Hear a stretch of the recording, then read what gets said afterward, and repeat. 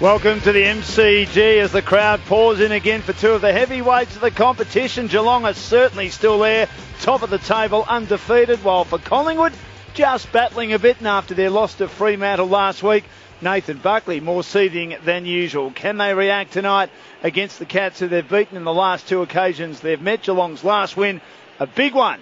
Grand Final Day 2011. Steve Johnson out of the Geelong side, but Luke Ball back in the Collingwood side for the first time since round 3 last year. Great to have your company on Grandstand around Australia. Dan Lonigan, Drew Morfitt, Mark McClure and Lindsay Gilby. Also tonight we'll keep you updated with a match involving two other finals aspirants, Fremantle and Sydney, at the SCG. As we welcome our team, Drew, welcome. Great to have you with us. Evening, Dan. Yes, magnificent night at the MCG, and since 2007, these two teams, when they've played at the G, have averaged crowds of 83,000. Well, there's a long way to go to get to that tonight. There are people sitting up in the last row, but they're going to have to come in late. They're filing into the aisles as we speak, but it's not going to be the 83,000, I don't think. No, but it'll still be a good crowd, I would have thought, for the big match between the Pies and the Cats, who, as we mentioned, are going beautifully at the moment. Number of changes to their premiership team of 2 years ago, and Collingwood as well, but Collingwood more by injury, Geelong by good management. Mark McClure, welcome, Sellers. Hello, Dan. How are you? Going well. You get over that little game at the Gold Coast a minute ago? I'm over it, yeah. It'll be an interesting week. Yeah, very Heat interesting in the kitchen, week. I would have thought. Yeah, Brendan McCartney's going to be under some pressure, finally. One of 19 wins in his period of time. Only had one win in 19 games. So I think it's time that they start to question. It's not just him, it's the senior players as well. Absolutely. It's the whole football club as a whole, and that's not good enough in this competition for anybody. So that's another day to talk about. But this is a good game. This is one we were looking forward to. We're looking forward to the Collingwood side standing up. Where are they at? I don't understand that. I don't know exactly where they stand. And they're just about to come out now onto the ground to a cheer. And I don't know if, as you said, Drew, I don't know if they're going to fill the 83, but I certainly reckon they'll get 65 to 70 at some stage, starting to fill up. The car parks are full or filling up, and it's an interesting night. Where are these blokes at? Tell me, what did they bring Quinton Lynch in for? I would think so. Welcome, Lindsay. Thanks, guys. Thanks for having me. I really think that to take the pressure off Travis Cloke, I think it's allowed him to stay closer to goal. I think with Lee Brown, probably when they were playing their best, Travis Cloke was deep in their forward line. I think they recruited him maybe to take over that role. He hasn't got on the scoreboard as much as probably what he should for a key forward, but I think Travis Cloke's probably benefited from him being there. He's kicked 3 goals, and he's supposed to be a goal kicker. His kicking's poor. He hasn't played in the forward line much. He's been really around the ground a bit. The problem with them is their defence. The Collingwood defence is very, very poor. And they're let down by their midfield and their forward line, not keeping the ball in. And every defence, if you have that area, gets destroyed, Lindsay. I'd agree. The thing I watched Carlton a few weeks ago chop them up with their pace. They haven't got a very good... they're not very quick down there. I think O'Brien might start down there just to add that little bit of pace. But I think Heath Shaw going out, even though he's not overly quick, but he just adds that little bit of X factor, a little bit of run. But Reed's very good, but only in a straight line. His agility's okay, but a really good smart forward can get him. I think Brown, he's good at the start getting off of his opponents, but he's another guy who's probably on railroads. And then there's Jordan Russell. He's probably the slowest player down there. Then Maxwell and young Marley Williams. I think he'll be really important tonight just to give a little bit of run off the half-back line. They haven't been really tough around through the middle either, and Luke Ball will bring a bit back in with that. Yeah, you're right. It's good to see him back playing after a good year out of the game, and I'm really looking forward to seeing how he's going to go, how he can adjust to the pace of the game. I think the pace of the game's gone up another level from last year, just from watching up here, but really looking forward to this matchup. I think it's going to be a bit of a shootout in the middle, but something I'm really looking forward to. Dan, you came up with a good stat about 20 minutes ago when we were watching the game from the Gold Coast, that if Collingwood lose tonight, the Suns will be ahead of Collingwood on the ladder. That's right. That is incredible. Who would have thought that? The Suns are certainly coming. They've beaten the teams they probably should beat now, below them. Also St Kilda as well, which was a great win at the start. But look, it is a massive game for Collingwood. It would just show that the game's evolving. Oh, it is. And one thing about it, it's going to test their depth. So that's something I'm looking forward to. I'm looking at Seedsman. Young Ben Kennedy's going to start as the sub, but he showed a lot of promise. I think McCaffrey coming in, hopefully he can add a little bit to them as well. But the one thing I am worried about is Collingwood's pace. I think Geelong just got outstanding pace through the midfield, and if I was Collingwood, even though they don't have a run with player, they could at least try put someone on Motlop. I wouldn't bother tagging Selwood. Motlop's the key for the Cats. The other thing about Collingwood is their percentage is pathetic. When they win narrowly, and when they lose big. Their percentage is 95%. So on the league ladder, for wins and losses, they're 8th on the ladder coming into this round, but on the percentage ladder, they're 13th. Yeah, their defence is pathetic, Drew. They cannot hold the side back, and they just trounce them when they come through. It's really set up because their forward line can't keep the ball in. They used to have really good, fast, small forwards who kept the ball inside their forward line. They wouldn't let it out. They'd go wide. They'd defend through the boundaries in that area. And what's happened is Nathan Buckley's gone through the middle of the ground, and the turnover thing is killing them. And if they go through the middle of the ground again today against Geelong Football Club, that is their bread and butter. They love it. And I read in the paper today, and I've watched them a bit too, with David King wrote an article about it, and I've been watching them for some time, and we've talked about it as well, is that they actually set up to go for you to make a mistake, and then they slingshot back through the middle of the ground with pace and skill. And they don't miss. Their skill level's unbelievable. What they look at, and their rebound slingshot football is the best in the competition by a long, long way. They trust each other enormously. And if you have a look at their side down back, Lonergan sometimes goes forward, kicked goals, kicked 2 last week. Harry Taylor's kicked 9 goals, in 7 games or something. He marks like a key forward. Well, because they allow someone to go up and take a mark in forward line, and all of a sudden you've got Hawkins and Podsiadly down there as well, and the rest are surrounded by pace, enormous pace. And the one with the most is Stephen Motlop, who is an outstanding player. Stevie J's not there, and the fun factor's gone out of the game a tad for me with Stevie not being around, because he's got so much skill and flair. His flair is incredible, and I think he just dreams it up as he goes along, and I love that. He's a free-flowing player. So how did Collingwood stitch him up twice last year? That's amazing, and I think they're a different side to what they were last year. There was no Dwyer, there was no Elliott last year. McCaffrey wasn't there. There's 3 different players there. Quinton Lynch wasn't there at all. Luke Ball wasn't there. Marley Williams wasn't there. Jordan Russell wasn't there. That's a different side. Completely different side. Jared Witts wasn't there.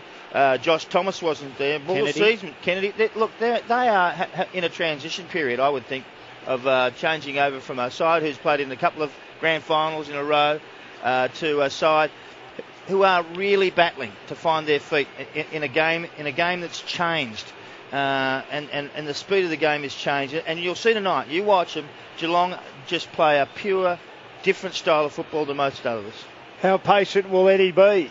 We know how much he loves Nathan Buckley. Wouldn't allow him to go to another club to learn the trade, so he had to endure a cold war with Mick Malthouse and Nathan Buckley. Well, Buckley had 2 years there before he took over as senior coach. Well, here's his love child. There is love that is stronger than Romeo and Juliet here. And plenty of families have breakups.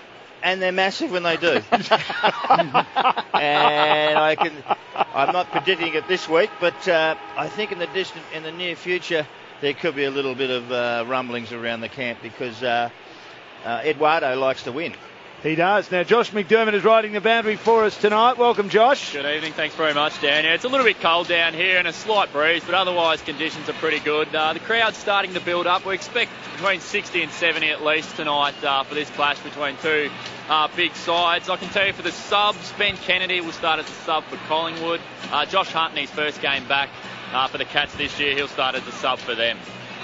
Just getting him used to the tempo again, Josh Hunt. I've just seen a couple of their newer players, Geelong, Jordan Schroeder in his 3rd game, and Jackson Thurlow in his 2nd game. They don't worry, Lindsay, about athletes, rangy athletes. They just recruit footballers who are built like the proverbial Geelong. And they are big-bodied recruits, which is the Geelong model.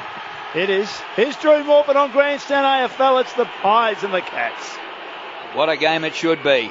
We get underway with a bounce. Straight up in the air it goes. Jolly wins the hit out. It's rowed by Swan. He hooks a ball across his body out towards the Great Southern Stand wing. Gains a bit of territory. Blair gets after the ball. Paddles it. Receives it back. Luke Ball got a touch in there in his first game back. Sensational. Kick by Blair up towards the 50. It pitches on the turf. Geelong have it. The hand pass comes back out.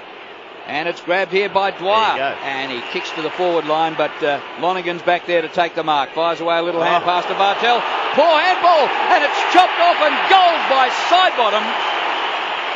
Sidebottom in front, 10 metres out. Jimmy Bartel, the howler of his career. Well, they set up perfectly down back to cut off that quick kick in and the slingshot out, but Jimmy Bartel messed it up with just a poor skill error. And that's unheard of from him. He's a very, very good player. He won't get a stat for this, but I was watching Jordan Russell. He pushed down as a defender, got the outside of his opponent. That's why Bartel had to create something out of nothing, and I'd give that down to Jordan Russell in good defence. Yeah, I'd give that down to Jimmy Bartel for the poor handball. That too. He's much maligned, Jordan Russell, so the 1%er. Yes, you're right, Drew. I've never seen Jimmy Bartel commit too many howls on a footy field. His long career. West the tap for the Cats. Out of the middle. Good tackling on Selwood, who lost control of it. Just free to Pendlebury. Collingwood with the appetite early on. Gives it the ball. That'll gladden Collingwood's supporters as they kick towards half-forward ball. But good play by Taylor to tap it down to Guthrie. Bartel, another fumble. Where are you, Jimmy? Sidebottom comes the other way, and then Bartel lays the tackle on the MCC members' side. Little Elliott's in there for the Pies. Comes out to Motlop. He's dispossessed of the football. Blair put to the turf. Gets the free kick for a shove in the back. Umpires tonight, Chamberlain, McInerney and Mollison. And that was Jimmy again. Jimmy pushed him in the back. He's made 3 howlers. Blair goes the short pass. Comes up wide, and McCapper takes the mark. At left half forward, about 70 metres from goal. Collingwood going to the punt road end in the first quarter. Further short pass, Pendlebury. Fancy still too far out to score, but he runs around. The man on the mark was shepherded by Jolly. And the kick goes to the goal square. There's no mark, and it is knocked through in defence. Good defence by Enright to rush the behind. So Collingwood look as though they've come to play tonight. It's 1-1-0. And Fremantle likewise, 1-1-0 against Sydney. Back into play. Clearing kick finds Duncan half back. Great Southern stand side. Looking to kick towards the wing. Kicks it low towards the contest. And Taylor takes the mark. What a wonderful player he's become. The 2010 All-Australian. Peers inboard and has a player running for him. Taking it on the bounce, Enright. Feeds over the top now to his great mate Corey. Another hand pass. Stokes at half forward. Kicks inside 50. Looking for someone to mark. Blitzavs. Collingwood's defence was good. Knocking it out of bounds. In the forward pocket at the city end. Geelong into attack for the first time. Marley Williams. Here's the throw in. West over the top. Works it down to Stokes, who pings towards goal. And it pitches and bounces into the behind post. So we'll get another throw in here on the forward line for the Cats, who are yet to score in the opening 3.5 minutes. Jolly against West. West works to the front, takes it out of the ruck, and goes for goal and kicks a beauty. Well, you take a risk taking clean possession out of the ruck, but he was just steaming towards goal, and home it went. Collingwood 1-1, Geelong a goal. I think it's smart if you can take it. Obviously, they're going to be onto you, the umpires, if you drop the ball, but not going to give. Jolly was just probably looking for too much body there, and that little bit of pace that West got off, that's all he needed to finish with a goal. Great play. His 49th career game, Trent West, been around a while. Premiership player. He is, that's right. Starting to develop now, and I think the injuries to their ruckman, the retirement of Ottens, has been a godsend for him. Bounce in the middle, and he watches Jolly, and neither get their hands on the footy. It falls to Jolly in the end inside the circles. Cats try and clear, unable to. The big body of Thurlow in his second game, but it spills out now to Dwyer of the Pies. Handball to Maxwell. He's well tackled from behind after getting around one opponent, and Smith with the free kick in the middle for the Cats. It's slow then, Maxwell. Should have dished it off. Kicks inside 50. Seedsman, no, camp back. Dropped what he probably should have taken. Whacked away by Caddy for the Cats. Slips to Corey from the Christensen hand pass. Down to Duncan. Kick smothered. Comes out the side bottom.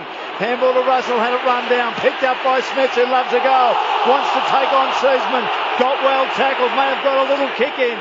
That's why the umpire didn't give a free kick against him. Pendlebury receives a hand pass, delivers nicely, and Collingwood an opportunity with side bottom on the MCC members' wing. He kicks over the wing and Cloak takes the mark a mile up the ground. Kick by Cloak to centre half forward. Lynch on the lead. Selwood in front. He was potentially going to be knocked into Kingdom Come, but he got his hand to the ball and worked it across to Taylor. Kick straight up the ground. Mark chopped off by Reid for Collingwood. Long kick back to the forward line. Cloak's got back there. It hits the deck. Mackey grabs it. Cloak lays a great tackle. The umpire says no prior opportunity. And in comes Razor Ray to throw the ball in the air 35 metres from goal. The heat's in the kitchen early. A chance for the Pies. Geelong though win possession. Well tackled was Duncan. See, the tackling is unbelievable. Here's the Bartel, who hasn't done anything good yet. He gets tackled again, taken over the boundary. She's a hot contest, this. Yeah, very sure hot. You get the ball, get rid of it really quickly, or else you get smashed, and that's what's happening. Front of the northern stand. Collingwood by a point. 1-1-7 Geelong a goal. Magpies into attack at the front road end. Jolly two hands it down. Pendlebury may have been manhandled. At ground level, working hard, Hall Smith, and then Maxwell lays the tackle. Who you mentioned, Dan, I think he's got the job on Pendlebury tonight, so a big job for Hall Smith. Comes out now to Pendlebury. Gets around Hall Smith. Dances. Steadies. 30 out. You've got to get on him, George, because he'll kick magnificent goals like that. He danced his way, tiptoeing through the tulips, and the Pies have a couple. 2-1-13 Geelong, one straight 6. Wonderful goal from the stoppage from Scott Pendlebury. Well, that's footy smarts, just using his nous, just didn't panic. That's what he didn't do. He just he played it really smart, dodged a few players, and more importantly finished with the goal. So, as I mentioned, Hall Smith's got a big job on him tonight. Oh, that was his basketball background. He was just aware of what was going on around him in the paint, and he had the shot. 13-6. Pies in front. Cats hot favourites tonight. Unbeaten top of the ladder. There's the bounce. Jolly wins. Ball comes down to Thomas. Works the ball across to McCaffer. Bouncing ball taken by Cracker. Gets his hand pass back. Elliott runs into trouble. It comes back to Elliott. He's 45 out. Steers a pass low to Swan. He drops a mark, but he butters up. He's taken to ground by Bartel. And Geelong come out with the ball. Hand pass out the back door to Taylor. He goes wide. Podgiadli well up the ground. Brown with him. Brown flips the ball out. Is it a throw? Play on, says the umpy. Comes further back to Reid. His kick towards half forward. Blair, good hands. Little man over his head. Bartel couldn't close him down. Kick by Blair. Cloak manhandled before the ball got there. And it's knocked to the boundary line. It'll be a throw in. Collingwood fans right on the scene screaming blue murder. Bartel just looks about 10% off his actual normal game tonight. Boundary throw in. Blitzavs. He almost trips into Jolly. It's Rowe by Thomas to Dwyer. Hard on the boundary. No daylight. Sandal Dwyer slots an absolute beauty. Collingwood on fire. 3-1-19. Geelong one straight 6 on Grandstand AFL at the 9-minute mark. Been a revelation this year, Sam Dwyer. I think it's one thing that he's actually added to Collingwood's midfield is a bit of extra pace. Swan's very explosive. He just goes all day. He's got a big tank and he's getting on the scoreboard. Dwyer pays the penalty for kicking a goal straight to the bench. 3-1 to a goal. Collingwood storming early. Christensen comes out. Not great starters though, the Cats, Phil. No, you're never far enough ahead of Geelong. They seem to be able to run you down no matter how far out in front you get. From the bounce in the middle, indeterminate, comes to Selwood though, fires out a hand pass to Stokes. Here's pass towards the 50. Podgiadli marks and works off his opponent, goes goalwards and sprays it out of bounds. And that's to the Collingwood Social Club end at the city end of the ground, and did they love that one? Almost as much as kicking a goal at the punt road end. Good start by Freo, leading Sydney by 8 points. O'Brien will receive a hand pass. Back pocket outer side. Chips in short to Maxwell. Marking on defensive 50. Right half back. Great Southern stand side. Highs away nicely. Leading by 13 points. Probes a kick towards the wing. Blitzavs in the middle. Knocks it to ground. Rode by Selwood. Got tackled. Handballs to Hall Smith. Step inside and he got claimed. Guthrie got a hand pass out but turned over by Cracker of Collingwood. Handballs now in the direction of Blair. Kicks inside 50. Cloak knocks away from Lonergan. Recovers well. Cracker's footy out. Another one. Collingwood Champagne footy. 4-1-25. Geelong left in their wake. 1 straight 6. 11 travel. Well, we thought that what were they going to do tonight, Collingwood? Where are they at? Well, we know where they're at now. They're hard at it. Their tackle count's huge. Their run and receive is big.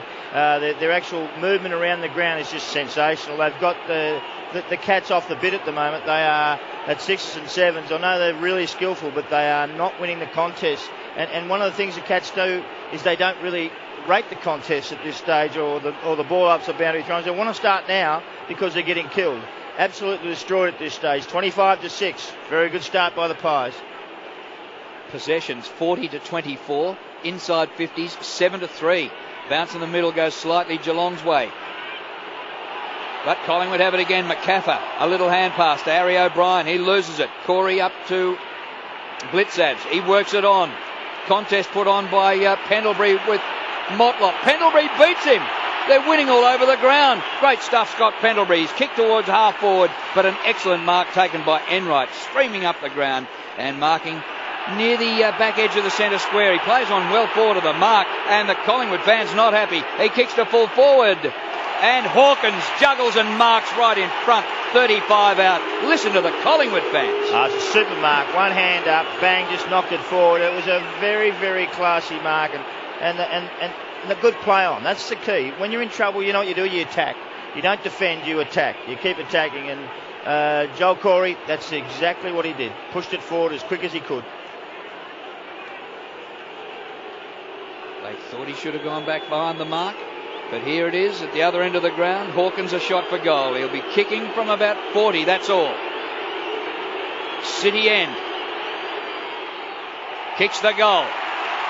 As good forward should.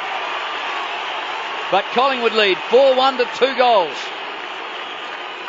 Well, Geelong defenders, they love to really zone off their opponents. So that's what they really rely on. They rely on that third man in. And watching Jimmy Bartel as well, what I found tonight, he's actually human. He's made a couple of mistakes, and he's a guy who really relies on midfield pressure. That's what the Cats are big on, midfield pressure to get the ball high. So Harry Taylor and guys like that can come off their men. Enright, they can actually catch the ball as a defender. We've got those 3 great players down on the back line now in Bartel, Enright and Corey, but they're under siege early, the Cats.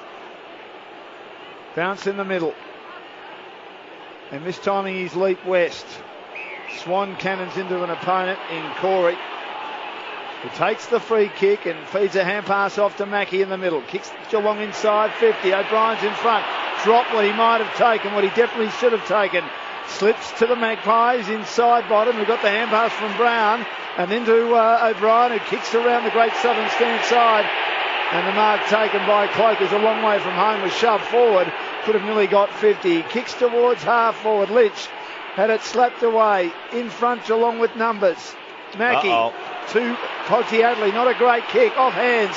Slips to Lynch. Blair at ground level. Handballs to side bottom on the Great Southern stand side. Pokes to half forward. Lynch dropped what he should have taken. Then he runs into Cracker. They want it so much. No, he tackled him. Handballs out in the direction as Collingwood kick towards Swan. Swan near the goal square. Got swamped. Can he get boot to ball? No, he can't. He's held up. There'll be a bounce, I think. The umpire taking a long, long time, and he'll eventually put it down. Lynch definitely tackled his own teammate. He did. Thrown up. Jolly wins the hit out. But it comes to West, his opponent in the ruck. His kick across in front of goal. It's marked by Russell. He plays on and kicks towards goal. It pitches in the goal square and hits the goalpost for a behind. But Geelong's attempt to clear the ball, it was a sort of running... Jimmy Bartel again. Yeah, it was Bartel. Bartel with a fly hack at the ball, And he's which just he kicked missed. it straight to someone else. He's having the worst quarter of his life as he kicks it straight on the chest of Nathan Brown, who on the left bangs along the full forward. Swan up, can't mark it.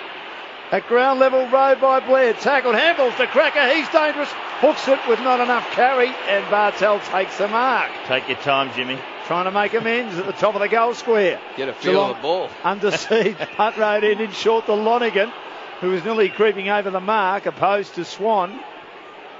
He's in the back pocket. He'll drive the Cats to the MCC members' side. Reed up too early. Waiting down was Caddy, who got the hand pass out. Kicked by Duncan in the direction of Schroeder, who does well. Hands and knees, hand pass to Holland Smith. Terrible bounce for Corey. Motlop was with him. Turnover for Collingwood. Seaman a hand pass towards side bottom, and now Pendlebury. They're on the way out with some luck, the Pies. But the kick not good. Chopped off by Mackey at centre wing. He kicks to half forward. Motlop gathers a loose ball. Dashes towards goal. Motlop shoots and goals. Class rises to the top. The Cats 3 straight. The Pies 4-2. Well, we spoke about him in the pre-game. Motlop, I think, we spoke about Joel Sellard's the one who's been tagged a lot this year for Geelong. But if I was the opposition, I'd go straight to Motlop. He carries the ball. He's a 70, 80 metre player. Carries at 20, kicks at 60. He finishes so well. He's so quick. He's calm. He's a bit like Stevie J, but a quicker version. Not on his calibre just yet, getting there. But his work rate and his fitness is actually what's elevated him to another level this year. Yeah, Steve Johnson out tonight. Josh Caddy coming in that late change for the Cats. Bounce in the middle. West, nice punch. Corey roving well. A handball to Stokes, who threads it wide to Selwood. Shows his opponent some candy. Kicks inside 50. Almost a mark to the Cats. G. Hawkins was mid at ground level. Rode by the dangerous Motlop. Can't get boot to ball. Collingwood's pressure good. Nathan Brown got the hand pass out to Williams. Williams, who switches play to the MCC member side. Dwyer tracks it eventually. He's hemmed in. Good play by the big body Josh Caddy. Handballs now to Pendlebury, hard on the boundary. Caddy's still with him. Then he handballs to Dwyer, gives him run on the inside, and away he goes for the Pies with a couple of bounces. He's taken to the fairway and then kicks short of half forward. Easy mark taken by Enright. Inside the centre square for the Cats. Pokes the short pass to his mate Corey on centre wing near the logo. 26-18, Collingwood in front. They made a great start.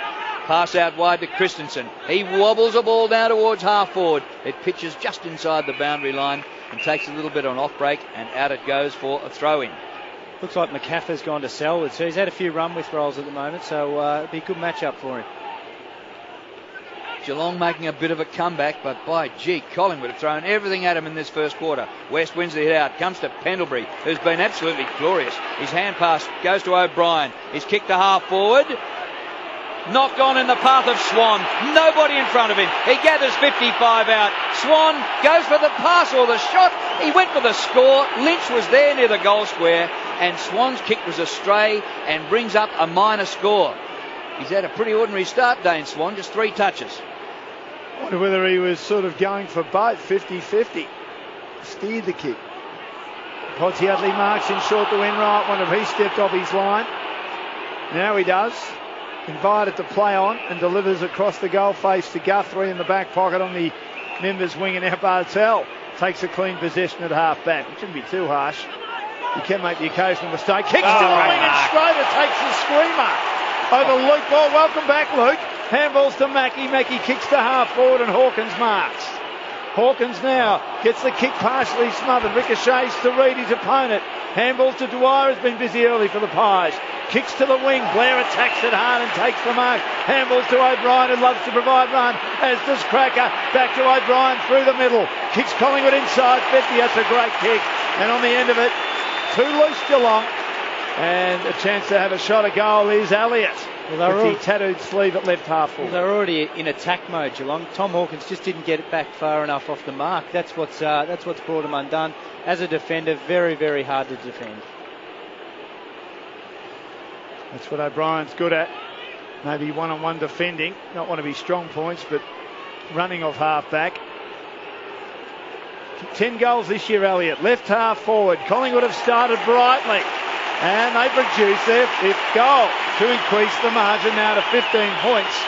They're 5-3, 33 on Grandstand AFL. The Cats, 3 straight 18, 20 minutes played. And Sydney are 3 straight 18, trailing the Dockers in Sydney, 3-4, 22. They've been really impressive. 8 shots to goal to 3. They've just moved the ball really well. Their play on, their movement of the ball, their rush at the ball, their helter-skelter play. It's just been fantastic. They have been outstanding. And still the Cats have kicked 3 goals against them. They look like they're all over them, but the skill of the Cats allows them to do so. But Good quarter by the Pies. Really good quarter. Yep, a lot of players out of Collingwood's side, you would say, in their best 22. And Cats as well. Steve Johnson, a late withdrawal tonight. Bounce in the middle. Comes to Witts. He's kicked partly smothered, but out of the middle. The kick up the ground by Sinclair, up towards the 50, but the Cats have it. Across the ground comes Stokes. Mark's taken by Enright. Inside defensive 50. Up the corridor, potentially dangerous, especially when Ball marks. Ball kicks back to centre half forward. Jolly is there, gets a fingernail to it. It gets goalwards. Jolly follows up. Did he get a push in the back? Free kick. He's given away the free kick, and it's Geelong's free kick in the last line. They can breathe a sigh of relief. And Cloak arguing with the umpire, saying, "What the hell did you penalise me for?" And Dan's half brother. There are lots of Lonigans around the place. Yeah, it's 4 stars in the game, as my little one would say, Drew. Christensen's kick was off the outside of the foot, and he stubbed his toe in the grass. Rolls to O'Brien and Pendlebury. Another turnover to Lynch, receiving a hand pass for the Pies. Crack has been lively. Right half forward. Great Southern stand side. Inside 50. Podsiadly crashes the pack and punches to ground. Shark to ground level by Christensen. A handball to Motlop and now Stokes. Inside defensive 50. Little pass to Bartel. But that went 15 on a monkey's uncle. It's claimed. Bartel spreads it wide. Stokes on the burst, having a great season, averaging 26 possessions a match. And he kicks down the line. And leading for him is the skipper, Joel Selwood, still at half-back. Looking to slow it down, the Cats. They trail by 15 points. Another tardy opening turn by them. And he kicks further down the line to the late replacement Caddy. Caddy will handball to Selwood. Selwood now looking to steer into Enright. He stood tall. He allowed O'Brien to chip in. Collingwood on the burst. Mark taken by Blair. It's an open forward line. He marks front edge centre square. He'll play on quickly. Took a long time as players get back. Guthrie's there for Geelong. Makes the spoil on Elliott. Goes to the boundary. Lynch goes through his legs. And Guthrie shunts it over the boundary. That's over the line on full. It actually came off Guthrie's leg out on the full. Yep. And so it's going to be a free kick to Jolly, deep in the forward pocket. He runs around to improve the angle, hooks back towards goal and misses near side for a minor score. A bit too cute at the moment, Geelong. I think they're just biting off a bit more than they can chew. They've just got to wrestle a little bit of the ascendancy back here. That's how they play, though. Yep. Bartel's kick in outside the 50. Gathered by Taylor. He kicks over the wing. O'Brien and Smets. Harry's had some good dashes tonight. Smets gets him close to the boundary line. Carried him forward. The umpire said, well, the ball's finished up out of bounds. Give it to the boundary umpire so he can throw it in. Collingwood 5-4. Outplaying the Cats, who are 3 goals. Smets in a dream team this week. Not coaching well. He's only had 1 possession so far as Big Witts is on and he taps it down in his second game for Collingwood. Swan took it, got collared immediately. It's thrown up. Half-forward flank, Great Southern stand side. Rode by Stokes. Got the hand pass out to Selwood. Tried to bullock his way through tackles. Handballed it inside, attacking 50, but Brown grabs for Collingwood. On the dash, a handball to Swan. Back to Brown, who slides on it. He was shoved in the back. Is he going to get a free kick? He sure is. And he will. He's at half-back as he handballs back to Swan. Great Southern stand side, floating ball. Brilliantly picked up with his bootlaces by Cloak. He's got a player on his own. It's Jolly. Takes the mark. Massive mistake by Pods. He rushed to the contest and let Jolly go back on his own. And all of a sudden it bounced and they picked it up cleanly. He's 50 yards or 50 metres free on his own inside 50. Wow. It's happened a couple of times, hasn't it, where they've had players inside 50, Lindsay, the Pies. Yeah, but understanding your position is the key. And Pods is a forward. And he knew he attacked the ball instead of staying with his man. Slightly right of centre half forward, 40 metres out. Darren Jolly is a goal kicker, but he hits the inside of the left goal post at the punt road end. And on Grandstand AFL, the Pies should be further in front. It's 10 scoring shots to 3, 5-5, 35 to 3 straight, 18. And that could hurt him, Dan. Absolutely. Jolly's missed twice, 2 behinds in the opening term. Bartel has it in the back pocket. Kicks outside the 50. Lynch in front. Can't take the mark. It comes to Enright. His hand passes Christensen, but he's dispossessed. The hand pass from Pendlebury to Swan. He hooks the ball into Ball. Can't take the mark. Cracker's there as well. Ball tries to retrieve it at ground level. Swamped The umpire will throw it up just 30 metres out from goal. The forward pressure's been really, really good, Collingwood. They're putting Geelong under a lot of pressure. Great to see Luke Ball back. Christensen darts through the pack. Goes without it. Pendlebury snaps. A good shepherd by Cloak and Pendlebury. Oh, it was touched right on the line. So Collingwood having by far the better of the play, and they should be a mile in front. It's 5-6 to 3 goals. Bartel dabs in short to Podsiadly in the back pocket on the outer side. Kicks towards Taylor, who's a big mark. Can't mark, but he brings it to ground level, and it's rode by the biggest man out there, Blitzstabs. Handballs inside to Stokes. Kicks the Cats towards half forward. Hawkins, good use of the body. Brought it to ground. He gets a free kick against Brown. Hawkins in the middle, attacking side centre square to the city end, inside 50. O'Brien gets back and takes a good mark as the ball was heading in the Selwood Macappa direction, and O'Brien camped himself in front of them just outside the defensive goal square and takes a face-saving mark for the Pies, the lead by 18. Gets the kick outside the 50. Dwyer, good use of the body, but then couldn't take the mark. It spills to Selwood. Mackey cruising past, receives. Hand pass out wide. Schroeder gets to about 30 and goes for goal and misses to the right-hand side. Gilt-edged opportunity for Jordan Schroeder in just his third game to kick a goal. But are behind. Their first miss, the Cats are 3-1, trailing the Pies 5-6. They see him as a potential inside midfielder with that big body of his down the track. Schroeder from that fertile breeding ground of Calder Cannons. Back into play and flying high and taking a mark is Elliott. Right half back. Great southern stand side for the Pies. Kicks to the wing. Lynch is there. Almost had the mark. And then he grapples with Guthrie when the ball hits the ground. Ball tried to get a couple of metres. Advantage for Collingwood with a squeezing kick through traffic. Side bottom helping him out for Collingwood as well. The ball's in dispute on the wing on the outer side. And in the end, it'll be bounced with Collingwood on top of the Cats, leading by 17 points, and we've played 27 minutes in the opening term. Elliott doesn't much like being on the ground, does he? Spends a lot of his career in the air. Ball's hit out wide towards the wing, gathered by Swan. His hand pass is good for Thomas, who kicks towards the 50. Gets past Cloak, but there's interference. Free kick to Cloak, about 49 metres out against Lonergan. He's claiming that it's in the side. Oh. No, he shoved him. Yeah, but it was only a three-quarter shove, Dan. It's in the side, Dan. It wasn't a fully extended. Oh, that's the thing. He didn't have. He had the bent arm. That's so actually allowed. Geese would have allowed that, wouldn't he? No one knows, mate. Yeah, Cloak you're right. for goal from 51. It's right. He misses to the near side. Pies squandering opportunities. They're 5-7 to Geelong, 3-1 at the 28-minute mark of the opening term. Paul kicking again, Enright to himself, the four-time All-Australian down the middle for Geelong towards the circles. West there, clears him, Podsiadly takes a great mark, looks to play on, nearly stumbles, gets around his opponent eventually, inside 50. O'Brien lays a great ball, picked up by Schroeder. Oh, he went without it, he was heading towards goals. Just outside the goal square at the City M, O'Brien does well to mop up for the Pies, handballs to Thomas. Kicks dangerously towards Swan, but eventually falls to him. Does well to throw it on the boot. Switching play to the MCC member side. Contest between Christensen and Dwyer. The latter Dwyer wins. Hand pass into play.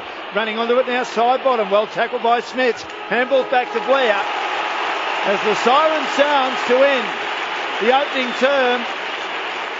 A term dominated by the Pies, who've won their last two against the Cats.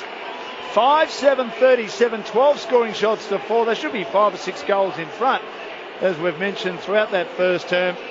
But they lead by 18 points, 5-7-37 to 3-1-19. Goals to Cracker, Pendlebury, Elliott, Sidebottom and Dwyer. And for Geelong, goals to West, Hawkins and Stephen Motlop. And quarter time it was at the SCG. Fremantle led Sydney 3-5, 23 to 3 straight 18. They've just started the second quarter. The Dockers are 3-6, 24. The Swans 3 straight 18. This is Grandstand AFL on ABC Local Radio, Grandstand Digital, News Radio and streaming at afl.com.au. Quarter time at the MCG with Dan Lonergan, Drew Morford, Mark McClure, Lindsay Gilby and Josh McDermott riding the boundary, and the Pies blowing the Cats away but not putting it on the scoreboard, which is often the case with Collingwood. Their conversion letting them down. 5-7-37. Geelong undefeated so far, 3-1-19. And at the SCG, Fremantle 3-6-24, leading the Swans 3 straight 18. Lindsay and Mark on Grandstand AFL. Well, it's pressure quarter. Talk about that. That was back to the Collingwood of 2010. It was really, really good, and probably haven't got the reward for the effort that they actually deserve. 5 goals, 737 plays, 3 goals, 119, and their pressure, they're manic around the footy. Blair it looks like he was one of those real crucial playmakers in 2010 when they were at their best with forward pressure. They had Didak in the side that they had pace in that forward line. I think they're a little bit having a look at it. Actually, Steele Sidebottom's actually throwing his guts up out on the ground now. Might have copped one in the stomach, but just that pressure that they've got referred back to. I think Geelong are trying to create things because of that Collingwood pressure, and but obviously we never write off Geelong. They're a quality side, but really, really looking forward to the rest of this game. It's going to be a beauty. Yeah, I love the way they started. They were harder. They knew they were up against an opposition that I think was better than them. They think were better than them. But they didn't allow them to have the ball at the start. They just completely destroyed them. And Jimmy Bartell gave them a couple early. He fumbled and made mistakes, turnover goals straight away to them. Their ball movement was sensational from defence to forward line. They were, as you said, manic. They were hard at it. They ran hard. They busted their lung to actually just get to the next contest and in numbers. And I reckon that was really what the difference in the side was. They made a lot of mistakes, but they're good players. Harry O'Brien, I thought that's the best quarter I've seen Harry O'Brien play for 4 years. Seriously, you get on his back. Yeah, well, and there's a reason for it, Drew. And today I can't because he was sensational. He back into packs. He took marks. He put himself in line with the ball. I thought he was terrific. I thought Blair, Swan, and Sidebottom were great, but Pendlebury was super through the middle of the ground. The Cats are still not far away when you look at what they've done there. They've got Motlop and Selwood and Christensen and Stokes. You know what's happening to them? They're actually pushing them. Their opponents are actually pushing them away from contests. They're not allowing them to get a run at the ball because they know that if they let them goal side of them, they're dead. And they are stopping them all the time. So that's changing the Cats' thought process on how they play. They have watched and learnt, and they've used it very well, the Pies. Well done to them. They've been terrific. But we're not certain about the Cats yet. They always come. And they'll have a burst. They will. Can they withstand the Pies? And just knowing what Rodney Eade's involved in Collingwood, and something that he was, what we found very effective when we were probably going through our kind of good years as a footy club at the Bulldogs, that Geelong are so good at flicking the ball around, using that free player. So we were really coached to go to the receivers, to shut down those options, and I think Collingwood are doing that really well tonight. Let's have a look at some of the figures to quarter time. Overall possessions 108-94 in favour of the Pies. The contested possessions 46-35. The inside 50s are 17-12. So it's all in favour of Collingwood. Pendlebury had 10 touches in the first quarter. O'Brien and Blair both 9. Elliott, Swan and Dwyer each had 8, as well as Sidebottom had 8. And for the Cats, Stokes led the way with 10 possessions. Enright had 9. Bartell had 8. Would you believe Bartell had 41 Dream Team points? It shows you how useless they are. It does. It just shows you a lot of those kicks were just in the pocket from full back. But I'm sure he's a quality player. He'll bounce back. Bounce for the second quarter. Umpire Ray Chamberlain. Collingwood by 18 points. Jolly slaps it down. Now he'll go after it and rove his own footy, the big man. Kicks Collingwood to half forward. Enright put his hand out and said, "I've got it, boys." And he takes an easy mark on his own at half back on the MCC members' side with those Seagulls flying low. Corey Enright towards the wing. Hawkins in front. Trying to take it. Seaman spills to the back to Motlop. Now to Corey. Threads a hand pass back to Motlop. Gets a bad bounce. Not a good hand pass by Corey. Russell at offensive. Puts Reid under the pump. Motlop all over him like a cheap suit. Sees it over the boundary in the forward pocket at the Punt Road end in front of the northern stand.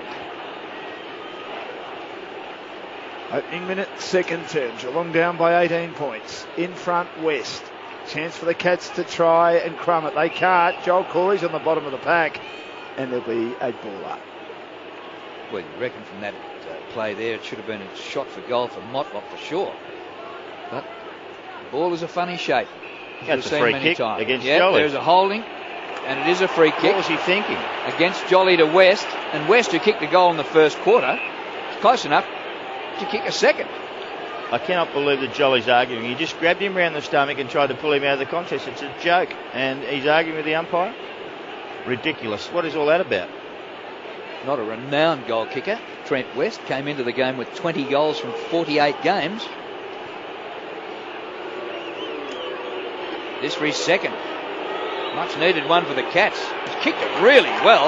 That is a it's hit the left-hand goalpost flush. It was a good kick by the big fella.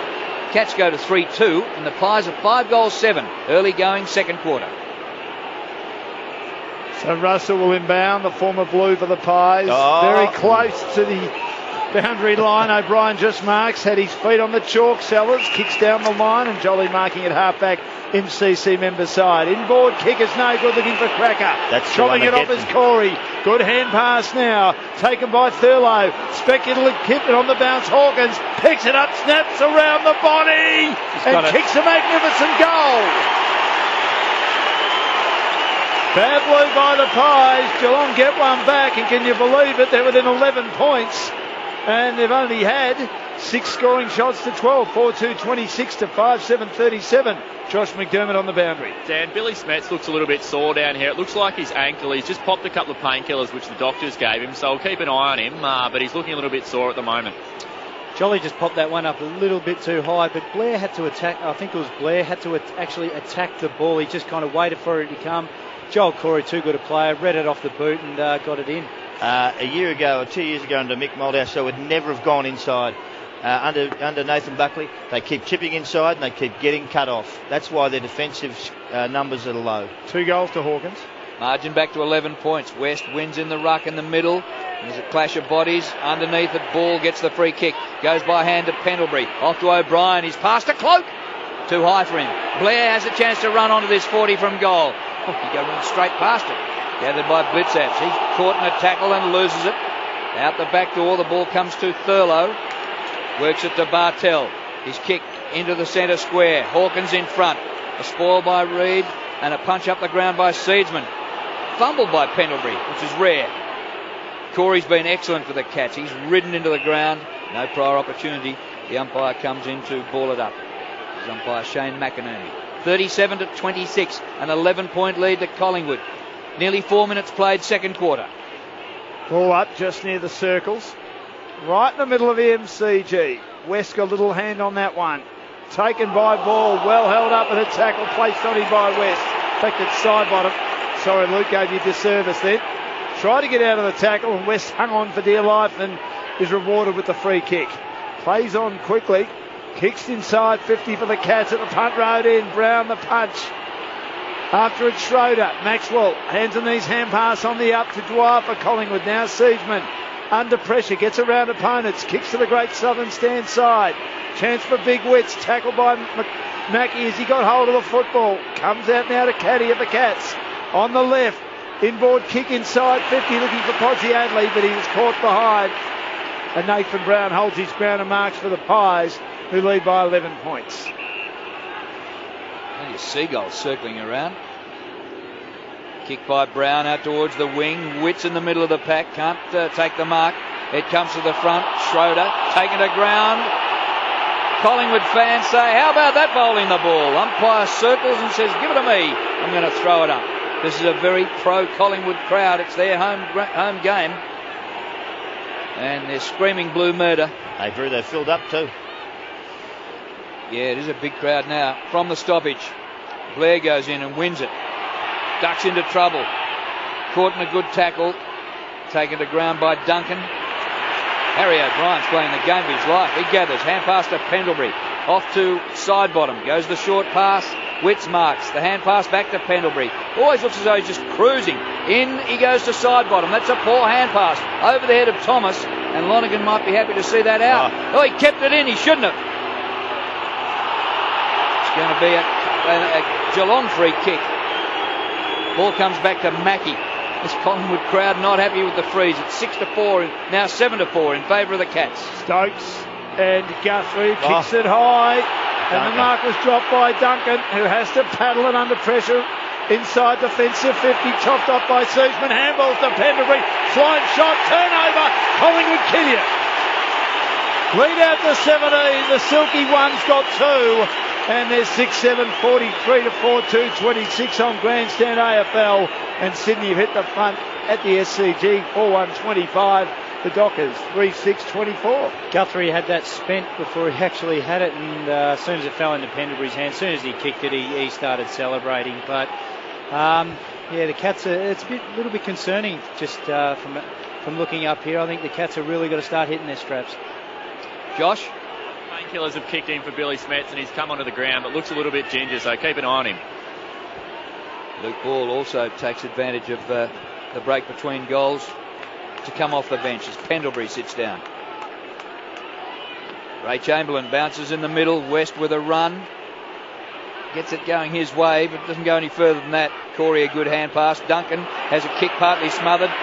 Gathered by Harry O'Brien again. Little hand pass to Swan. He straightens him up. Beautiful kick. And the mark taken by Cloak on the lead. 60 from goal. He leans back and thumps it to the goal square. Witts is there, so there's a bit of height. Punch down, comes to the front. Ball traps it. Gets a high tackle, umpire. No whistle on the play. It's cleared out of there. And onto the chest of O'Brien, who marks 49 out in front of goal. And the ball's following him tonight. Wherever he goes, the ball's just... he just read that beautifully. Dropping into his lap, but it's quite a penetrating kick, so I'm going to back him. He'll definitely get the distance, but I'm not sure about the accuracy. That was Josh Caddy's kick out of defence, a late inclusion for Steve Johnson. And he went down the corridor, which could prove costly, with O'Brien having a shot for goal from 55. He's given it a hook and hasn't made the distance. Ball still in play as it's punched out in front of the goal square. They scrap for it, and the Cats eventually able to clear. And kick by Thurlow out towards the boundary line, and out it goes, and we have a throw-in. So half-back, Great Southern stand side. Geelong under siege. They trail by 17 points against the Pies. Early stages, second term. From the side, slapped down by the Cats, but the Pies kick inside 50, but only as far as Thurlow. It's not paid. Dwyer roving, runs away, goal! I thought Thurlow had that claim.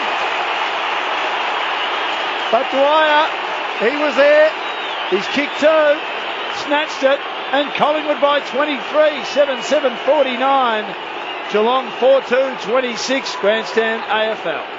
Well, they just continue. I couldn't work that out if that was a mark or not. Doesn't matter now. It's a goal to Dwyer, and they just continue to rush. It doesn't matter what happens. They're concentrating on the ball, and I don't think the Cats are quite as hard at it as the Pies at this stage. It was an incredible little kick. It was dropped to the ground. They pinched it off him, and away they went. But they are just harder at it. To me, I couldn't see any difference whether there was a mark or not. I think it was a mark, and I think Thurlow went to play on and had the hand pass run down. The kick came from Ball, and he did well to mark it, but he played on too quickly. West wins the hit out in the middle. Ball comes down to Ball, who's slung to the ground. It spills to Swan. Has a little toe poke out of there. Turned over, though. Grabbed by Mackie. Little kick across the ground. Smets. Oh, he's gone. He turned into trouble. He had prior umpire. Yeah, they're hard at it. They haven't seen pressure like this for a while, the Cats. Blair takes the free kick and kicks to Cloak, who'd slipped away from his man and takes the mark about 40 metres from goal. Well, they look flat, Geelong. They don't look their normal selves. I'll put it down. Collingwood's pressure's been fantastic, and just Dwyer before. I think that pace. I think Geelong are getting beaten at their own game tonight, and that's the pace. Well, they don't have the numbers around the ball. Like Smets was on his own with 3. It's pretty hard to beat that. 23 the difference, and Geelong are just so good at coming from behind. They've done it time and time again in recent years. But Collingwood's lead, instead of being 23, could be 43 if they kick straight. Cloak wide out, 49 out, and hits the post again. Another poster. In a few of them. Well, so that is now 7-8 for Collingwood to 4-2. He would have kicked 1,000 goals by now, Cloak, if he could actually kick straight. He is such a poor kick for goal. It's amazing. He had 22-22 going into today's round. Continues to plot his copybook with his kicking. Motlop marks in the back pocket. Not much to kick to. Seaman does well to hold him up. Delivers now to Mackie. Floats into a little bit of space at halfback. Fins a hand pass off to Stokes. Kicks Geelong towards the wing. Good use of the body, Hawkins. Is it too good use of the body? No. He'll play on quickly. Kick towards half forward. Podsiadly there with big wits. He couldn't mark it. Taken by Caddy. Snaps around the body. It's gone through legs. No, it was touched, I think, on the line. Lynch and Taylor were there on the goal square at the punt road end. It's a behind. 4-3-27 Geelong. Collingwood 7-8-50. 11 and a half played in the second term. Jordan Russell kicks in to Seedsman. Little round the corner kick, finds Williams still at right halfback. Williams kicks over centre wing and says to Cloak, get after that. Well, he's killing Lonergan. And he doesn't take the mark, but he knocks the ball on. And a further paddle is chopped off by Selwood. Ball kept alive by Cracker, who sockers it off the ground inside the 50. Chopped off by Bartell, who goes for the short pass, and Enright takes the mark on defensive 50. Further short pass, and Mackie. Time for the Cats to slow things down, take a deep breath, because Collingwood have hit them at 1,000,000 miles an hour. They sure have. And Bartell has another fumble as he receives inside defensive 50. They switch towards the outer side and Enright marks. Handballs now to the running Bartell. He double-handed that as well, but eventually kicks towards half forward. He's kicked over, slammed away.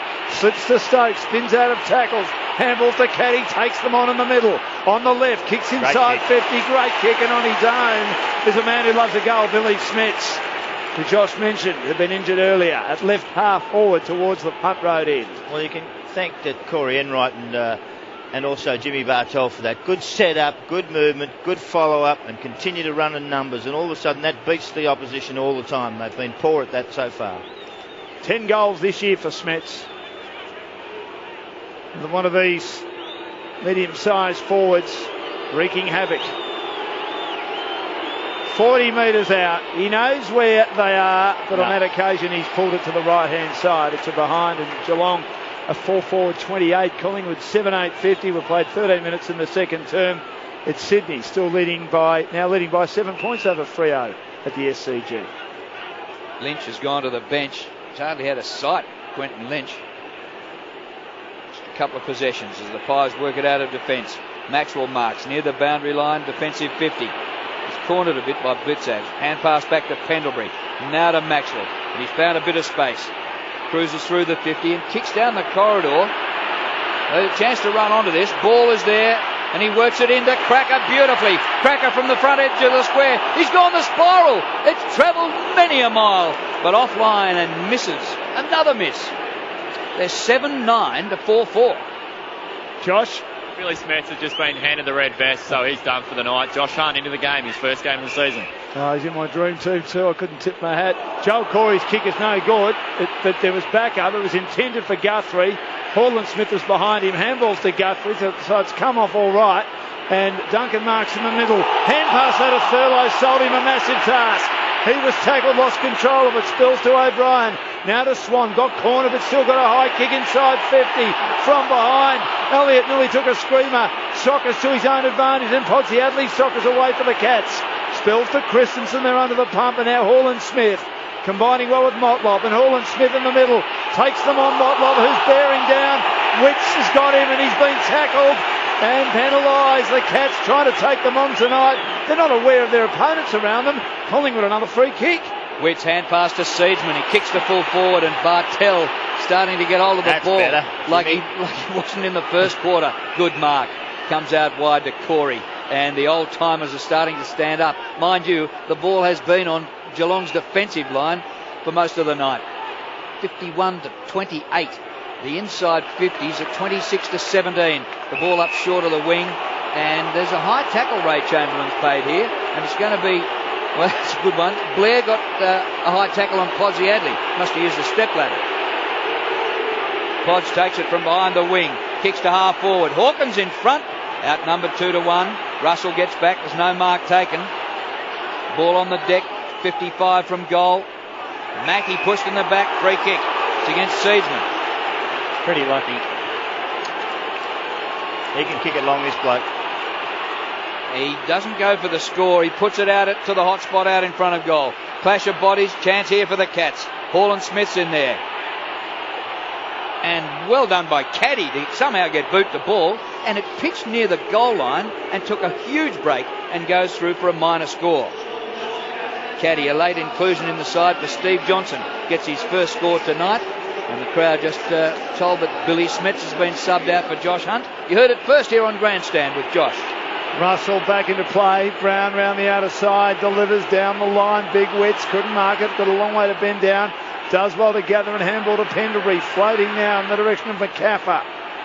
Handballs to side bottom wide, back to McCaffer inside. He gets cornered, has to kick high under pressure. Lynch, 2 or 3 to beat. Slapped away. It is crumbed at ground level by Stokes. Stokes now kicks to Mackey, just takes the mark with Williams bearing down. Still inside defensive 50. Handballs to Stokes, cruising by. Kicks Geelong into the middle now. Hawkins up. Had it spoiled as well. Good play, Paddy to Raven. Under pressure, he stood up in a tackle. Hall Smith got the kick out wide to Schroeder. Draws the man, and there's the man that Lindsay said was waiting for it. Jimmy Bartell gets it from Christensen, and Bartell kicks the goal. Good play by the Cats. And they're now 5-5-35. Collingwood 7-9-51. We've played 17 minutes in the second quarter on Grandstand AFL. Started all from the back line. Mackey actually left his opponent to actually make the spoil, and their use of the ball up the ground was fantastic. They made the ground big, and what I mean by that, they just used the width. They took it off the line. They got it. They just got the overlap really well, and Bartell finished with obviously the easiest of goals. Well, he's made a massive comeback after a mistake-riddled opening 10 minutes. Bartell up to 15 possessions, and the margin's back to 16 points. Be very careful, Collingwood. You can dominate this team, but if you don't put it on the scoreboard, they can come and get you. Blitzav's in the ruck, and he receives the hand pass back from Corey. Kicked by Blitzav's deep inside the 50, but Russell's back there for Collingwood to take the defensive mark. Kicks up short of centre wing. Ball, beautiful use of the body on Bartell to take the mark. Luke Ball, great to have him back in football. More than a year out of the game after the knee Rico. He kicks down the line towards half forward. Jolly takes a good mark on Blitzav's. 2 kicks to goal from there at least. They're coming back here a little bit. Now, kick by Jolly. Lonergan puts the spoil on Cloak. In front, Podgiadli. He loses it to Swan. Then Podgiadli becomes the tackler. Play on, says the umpire, and now he's going to throw it up, Ray Chamberlain. But close to goal. Collingwood lead 7-9-51 to Geelong 5-5-35. Tapped down by West. Corey a hand pass. Heard the voice of Hall and Smith. It didn't get to him. Loose ball comes out to Swan in the forward pocket. Tries to control it under duress. Hard on the boundary. Kicks into bodies. No, it wasn't. He did kick into bodies. Because Elliott's there and got tackled. He thought the mark was his.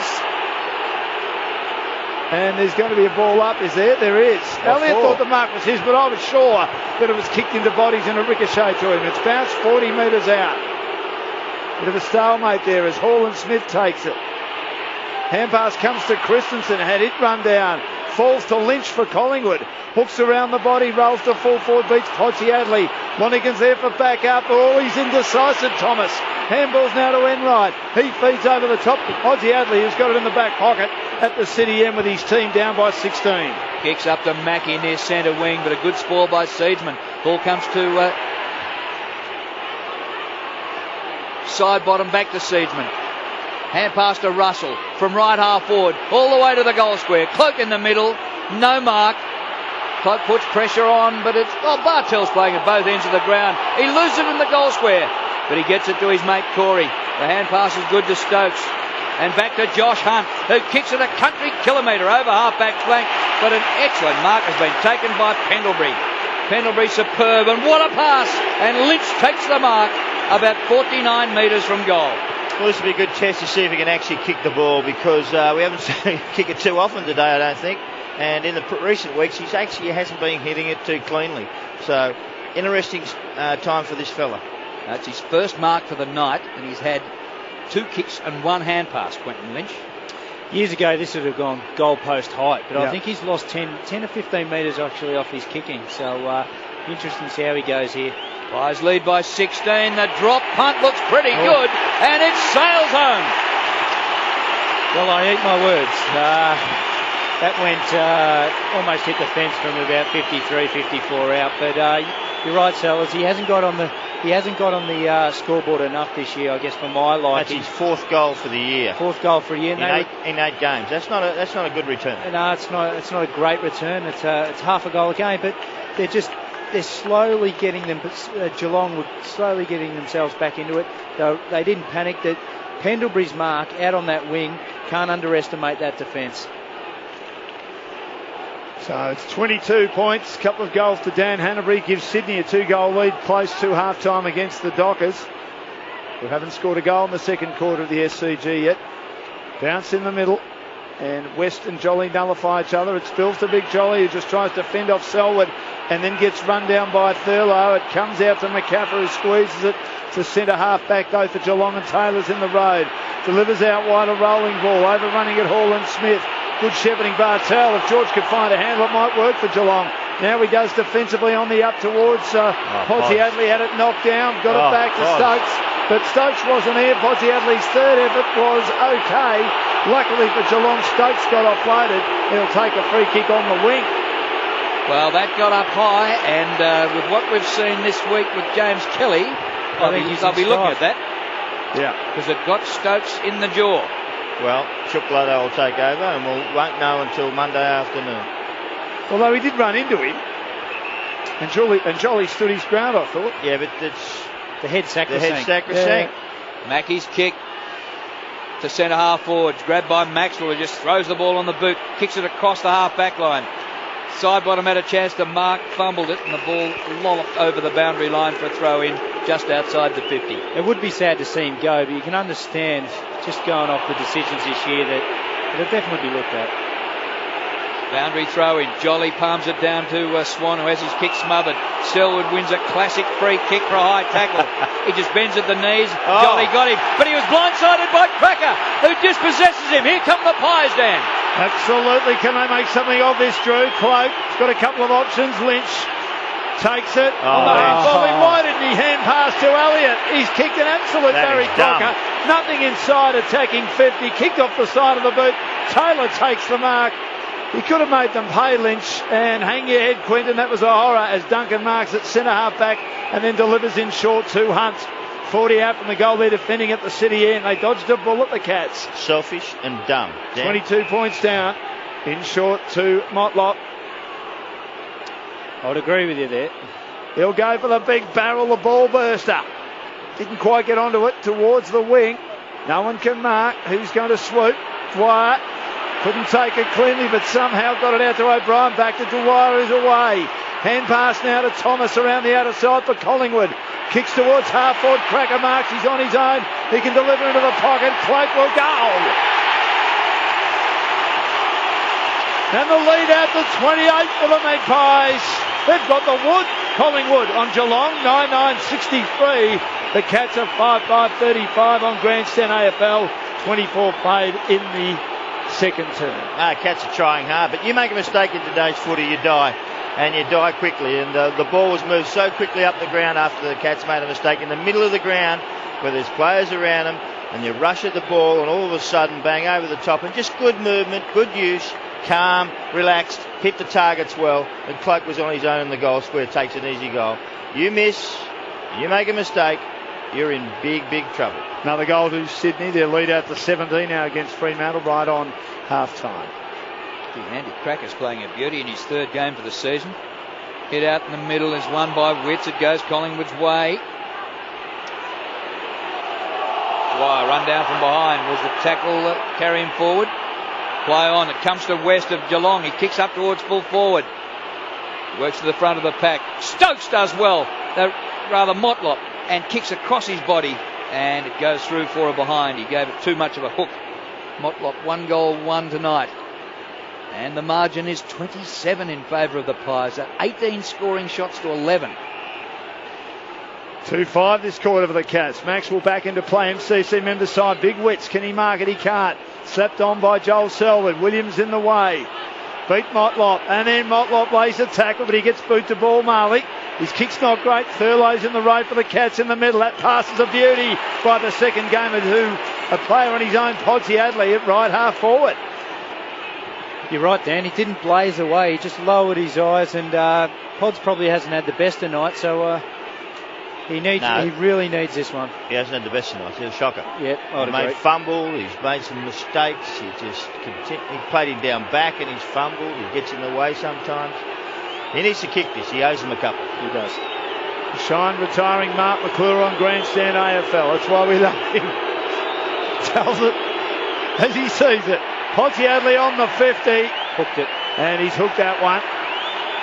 So it's 2 goals, 6 for the quarter now for the Cats, who are 5-7-37, and Collingwood at 9-9-63. Pods one out of bounds, and that behind. Russell kicks in, former Carlton player. Mark taken by Brown, deep in the back pocket. Gets it outside the 50. Podsy Adley puts a contest on. Did he interfere? The ball's finished up out of bounds. And be thrown in. West the only ruckman to get there. Works it down to Corey, who's tackled high by Williams. No whistle on the play. Josh Hunt darts through. Loses control of it. Crack of the hand pass to Blair. He goes back to Russell, who was monstered over the boundary line by Bartel, who was strong, way above his size. And it's a throw-in. 63-37. Close to half-time. 27 minutes played. Ball's on the wing. Blair has it for Collingwood. Shakes the tackle. Handballs to Pendlebury to Cracker on the outside. Has to change direction while being cornered. Delivers into the middle. Not a great kick. Poor mistake by Cracker. Turnover. Blitzabs. Handballs to Mackie for Geelong and now to Stokes. Back edge centre square. In short to Corey. 15 possessions, 12 of them hand passes. There's his fourth kick. That's why he should hand pass. That's a horror goal. They should Marked score. by Maxwell right on half-time. So great quarter by Collingwood. Great half by the Pies. They kicked 5-7 in the opening quarter to 3-1. 4 goals, 2 to 2-6 in that term, and their lead has been extended by a further 8 points from 18 to 26 at the long break. Collingwood 9-9-63, and on Grandstand AFL, Geelong at 5-7-37. For the Pies, 2 apiece to Pendlebury and Dwyer, 1 each to Cracker, Elliott, Lynch, Sidebottom, Cloak. And for Geelong, their goal kickers so far, we've seen 2 to Hawkins and 1 each to Bartel, West and to Stephen Motlop. Collingwood at 9-9-63, Geelong at 5-7-37, and at the SCG, Sydney by 18 points with a very good second quarter against Freo, who went goalless. Sydney 7-2-44, the Dockers a 3-8-26. Lindsay Gilbey and Mark McClure with their look at the first half.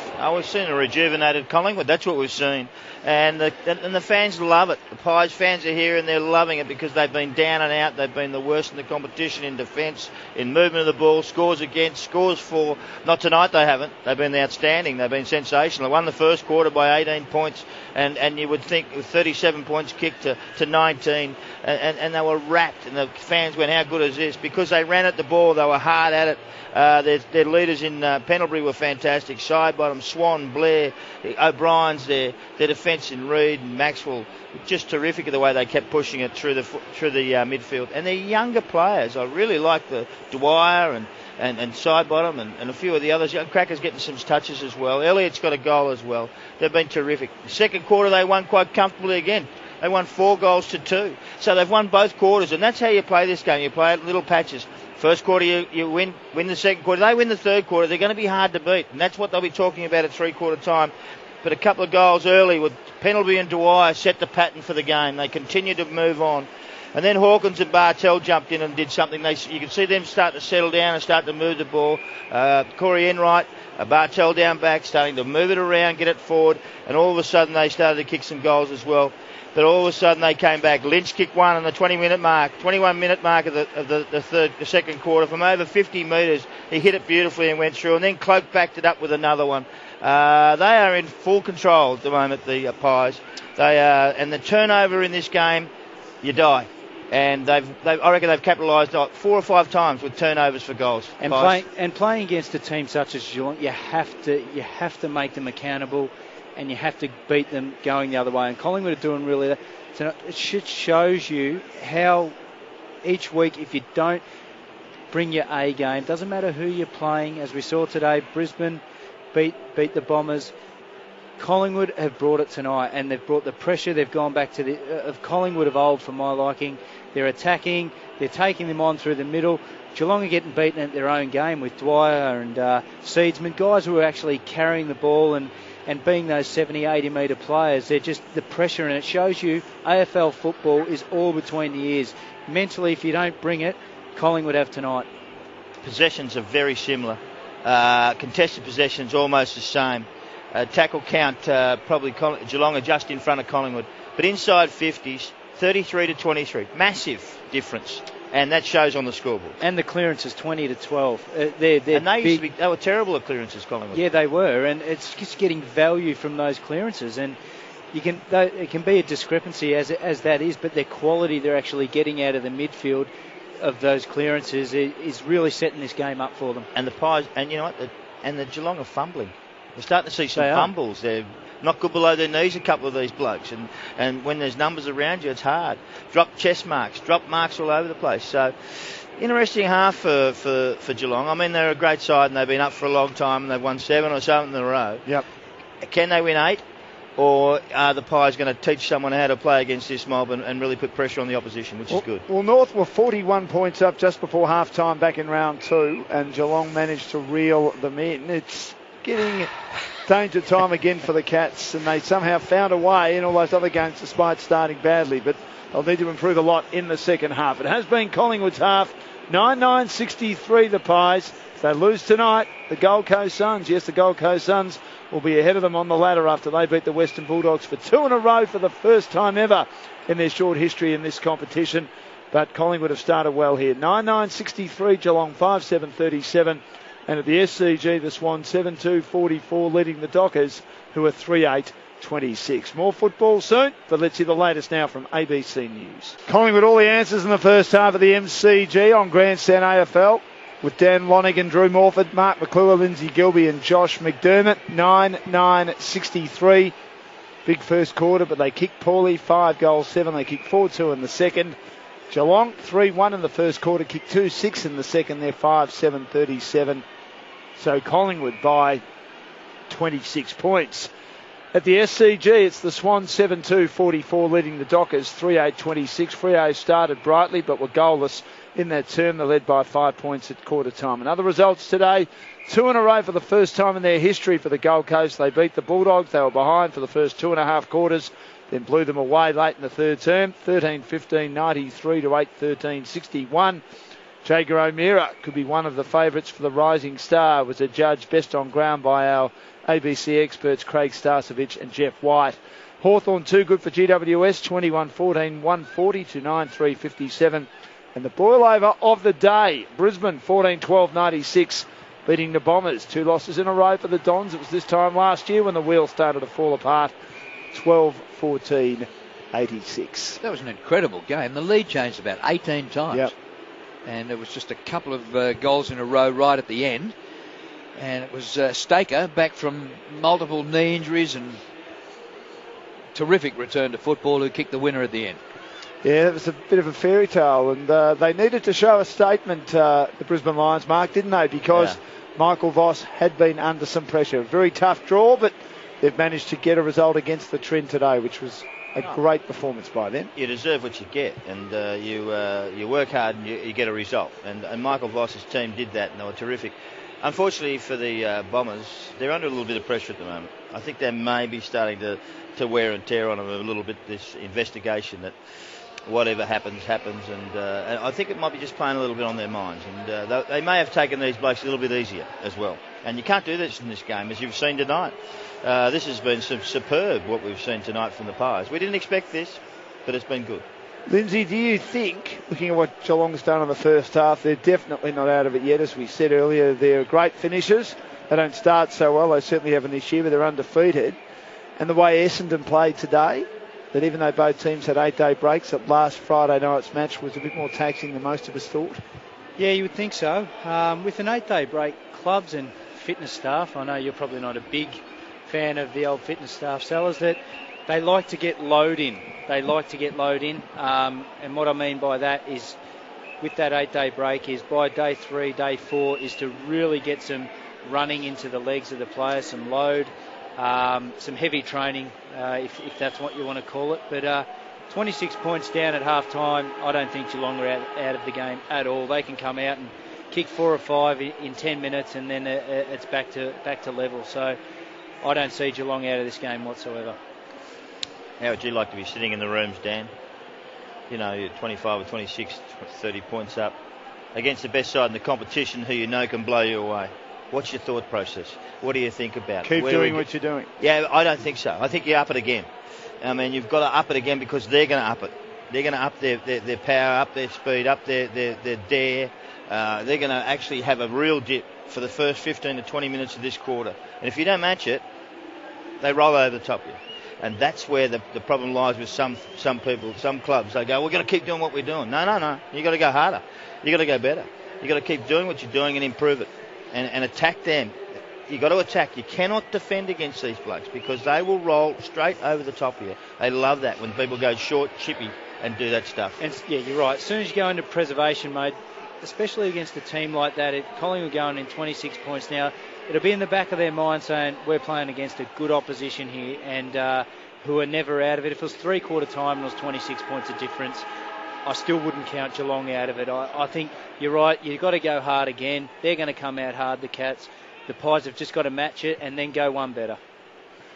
So good lead for Collingwood, 9-9-63, Geelong 5-7-37.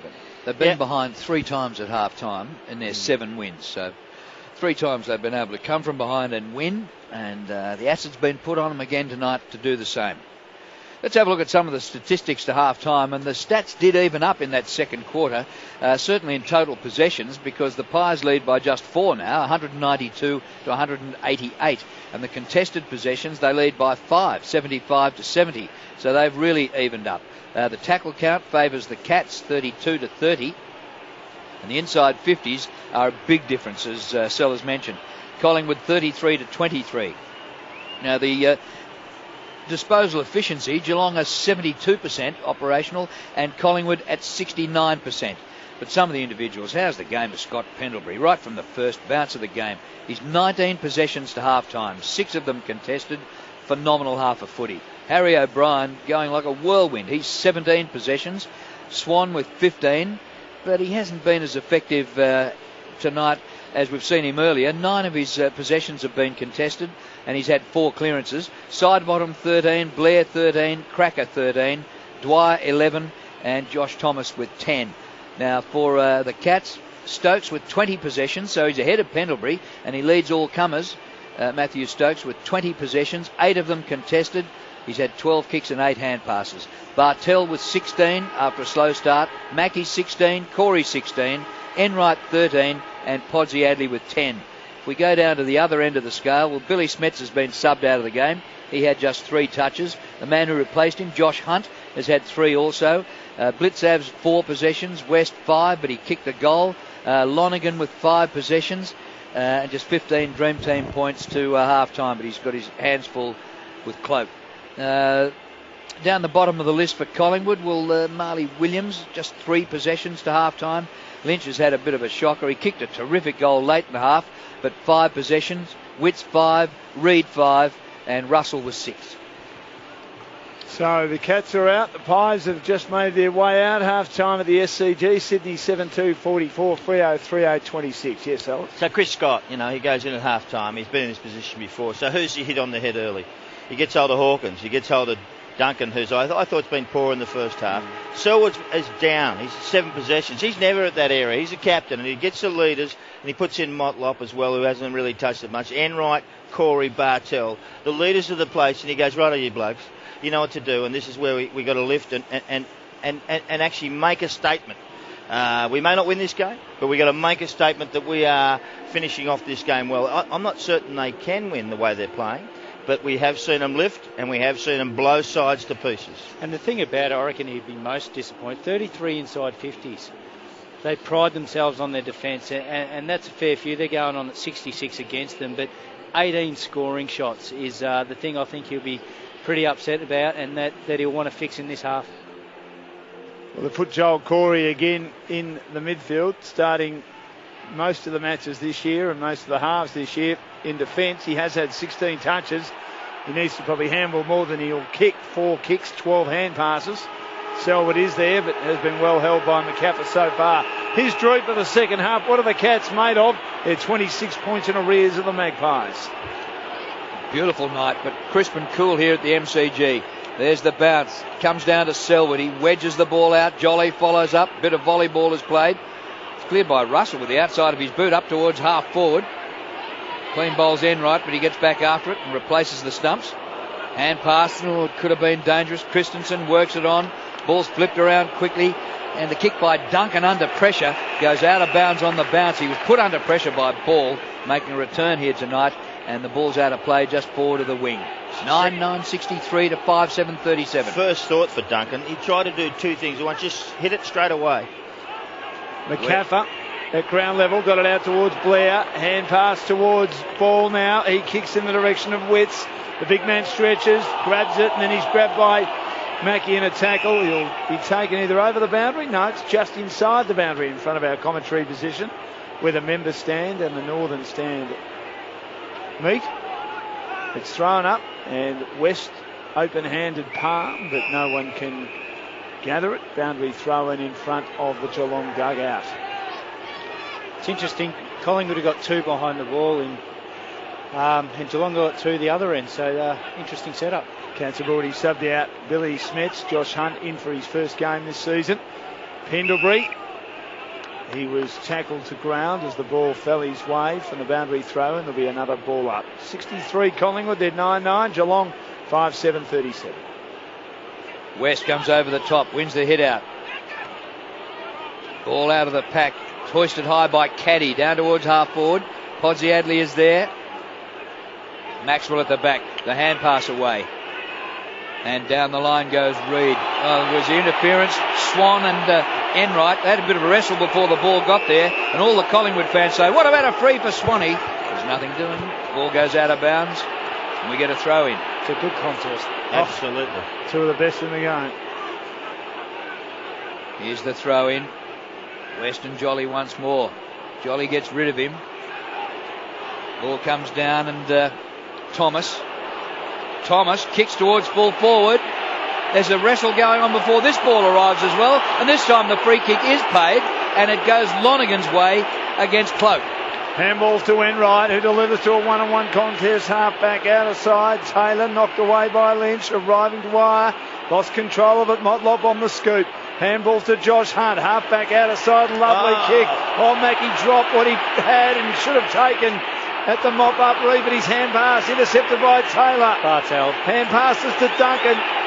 Good play by Hawkins. A hand pass now to Christensen. Kicks to Bartel, who's about 40 metres clear on his own.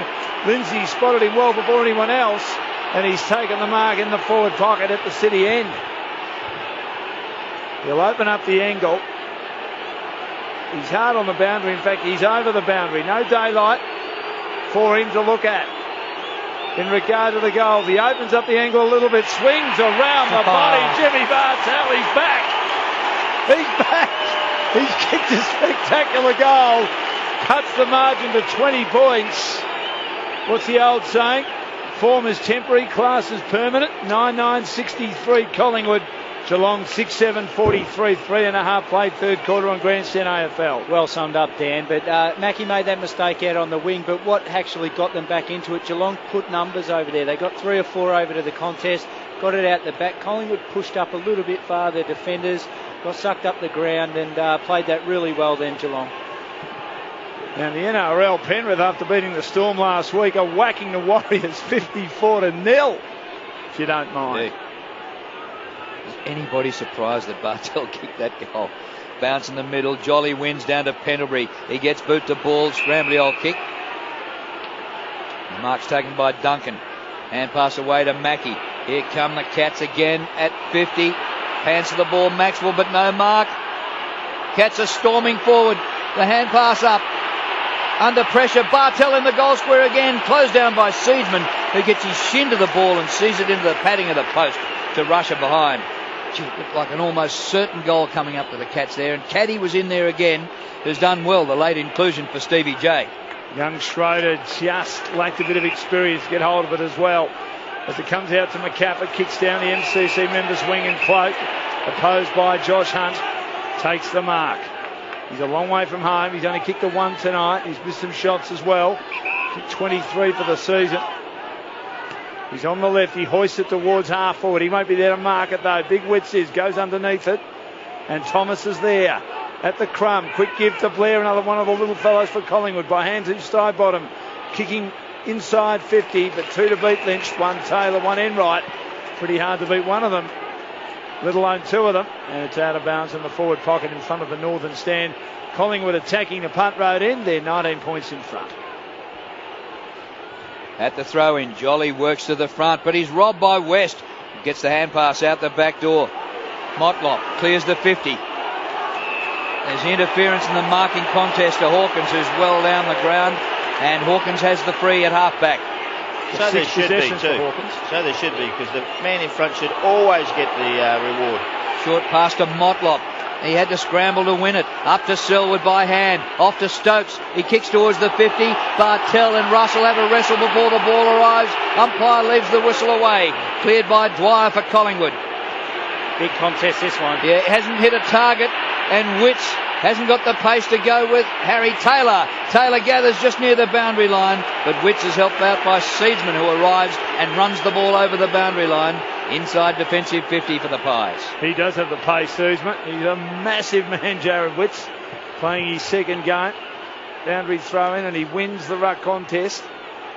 Russell collects it. Handballs to Dwyer. Puts his teammate Williams under the pump. Collingwood have numbers. Reid shredding it out now to Elliott. Will run Collingwood out of defence. MCC member side on the left. Swan takes the mark just behind the winger post to Guthrie. 17th possession for Swan. Handballs wide to Dwyer. Now to Elliott. To Cracker. Getting in the way. Enright. Shaw's there's the spoil. Mopped up at the back by Hall and Smith for Geelong. Duncan lazy. Kicks straight into the body of Elliott. Swarms and wins for the Pies. Great kick. And Lynch takes the mark running into space.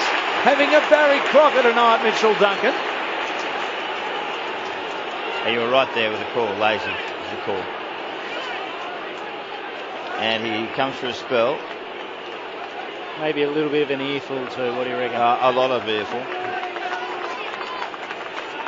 He looks disconsolate. He looks flat. He thought he was coming off. He wants to come off, and he hangs his head in shame.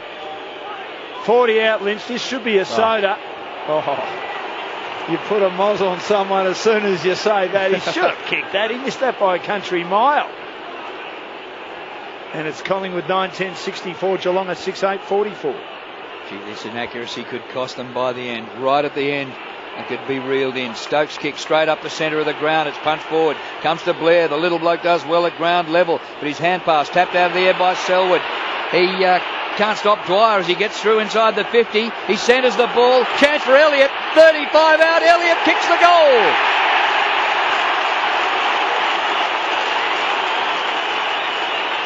Well, Jamie Elliott set up Lynch. Should have been a goal to Lynch. So this time he gets on the end of it and says, well, I'll kick it myself. That's his second. And the Pies at 10-10 to the Cats 6-8. Stole me words there, Drew. Footy pays you back in strange ways. He that smother he did before to actually get the ball going back their way and to finish off with the goals. Great work from Dwyer. He didn't blaze away. Christian overran it, and Elliott was in the right spot, and that's footy karma. Still an 18-point lead to Sydney at the SCG. No score to either team early stages, third quarter there. The Dockers and the Swans. And Collingwood back to where we started at half-time. A 26-point margin. West.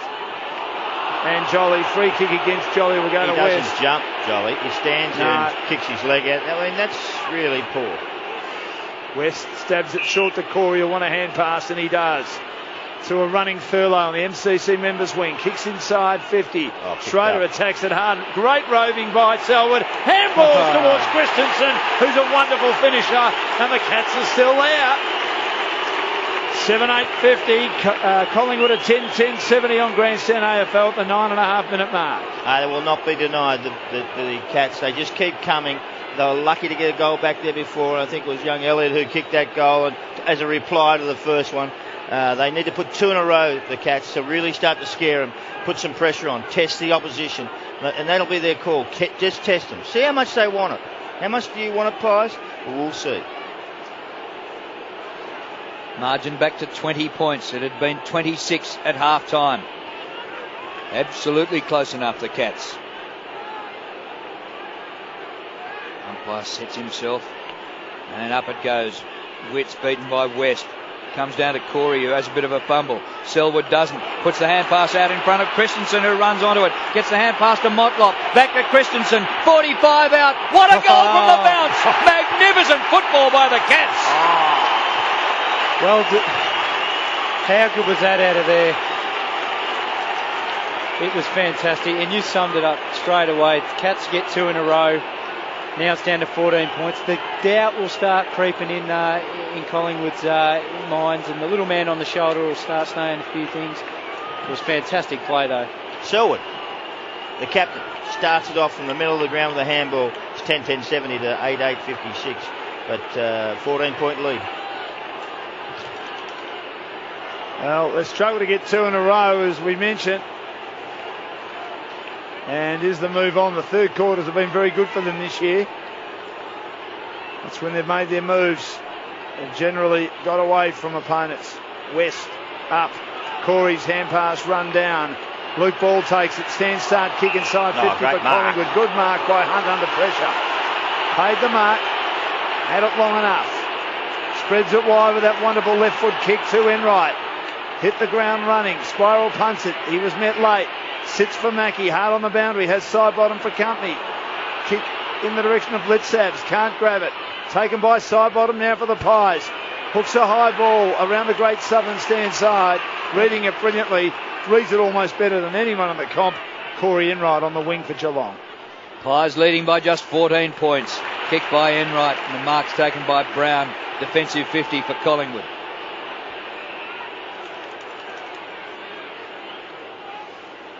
Brown's kick back towards the centre wing. Excellent mark. McCaffer in front. He squares the ball in. Mark's taken by Swan.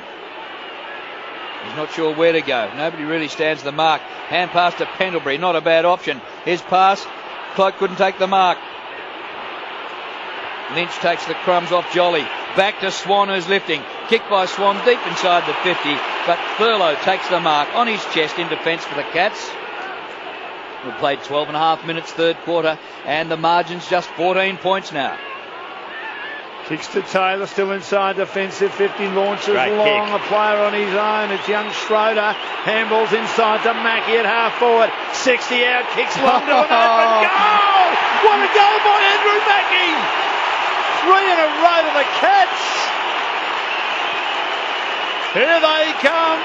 9-8-62, Collingwood 10-10-70, 13 played in the third quarter on Grandstand AFL. A couple of goals to the Swans, their lead out to 18 against the Dockers again. Good play by Thurlow, just read the ball coming into defence, took a mark, and then didn't muck around with it, didn't waste it, chipped it off to some more experienced players, and then they ran it through. Harry Taylor's kick up forward to inside the square was a 60-metre pass, and from that moment on it was Red Rover. Because he's a super player. Mackie just kicks it a long way. Great goal. 4 goals to 1. Bounce in the middle. Gee whiz. It was nearly crooked enough to be recalled. But Blitzabs works the ball across to Stokes. He kicks it out wide. The side bottom takes the mark, running in the same direction as the ball. Over the top he goes with a beautiful foot pass. Pendlebury marks and is bowled over by Guthrie. The Collingwood fans want 50. Umpire doesn't pay 50. Pendlebury near the wing. Squares the ball into Maxwell. 70 plays 62. They led by 26 at half-time, Collingwood. Right across the ground.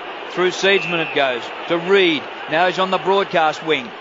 Kick by Reid to the 50. Lynch comes from late from behind. Dwyer's in front. He's stood up in a 2-man tackle and the umpire will throw it in the air. 70 plays 62. The Cats are coming in this third quarter. How do you think they're feeling now, the Pies? How do you think their mindset is now? Nervous. Punch down and it's rode by Lynch. A hand pass to Swan, back to Lynch, who was hot. Falls now to Selwood, to Stokes. Selwood tackled, good hands, Corey. Likewise releasing the running Thurlow. Kicks Geelong to half forward. Running after it, Motlop. How quick is he? Picks it up now. Steadies on the right, kicks low to an open goal. It's rolling, but it rolls the wrong side. It skims. It didn't miss by much, and it just kept that forward line as open as a book. And they're scoring regularly. The margin's 7 points, 9-9-63 the Cats. The Pies are 10-10-70. He need the garbage tin to kick it into. Kick outside. That's his brother, isn't it? Or a cousin or something. I think it's a family trait, isn't it? Yes. I think he can do it too. I tell you what you can't do. You can't let him goal side. No, wasn't he quick, and he ran away from Pendlebury. Mark on centre wing taken by Lonergan. Here come the Cats again. Into Corey, the short pass, and the mark taken on 50 by Schroeder.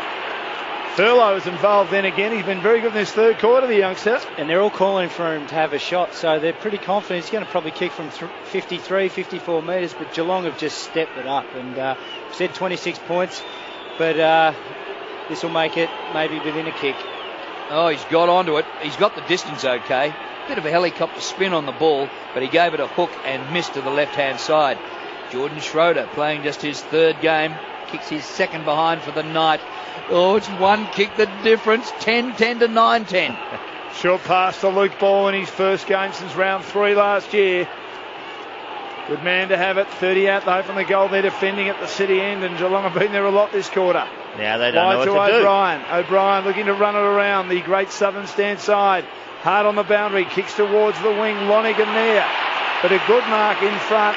Cloak read it well, a dip for him, and he delivers inside to Pendlebury. Pendlebury will hand pass forward of the play. Side bottom. Swan. Hand pass in the direction of Dwyer. Back to side bottom. What a great kick to Witts. Running for them now. A shot at goal for the Pies by Seedsman. He's kicked the goal from 50 metres against the trend. Great hands by Collingwood. Set up Paul Seedsman.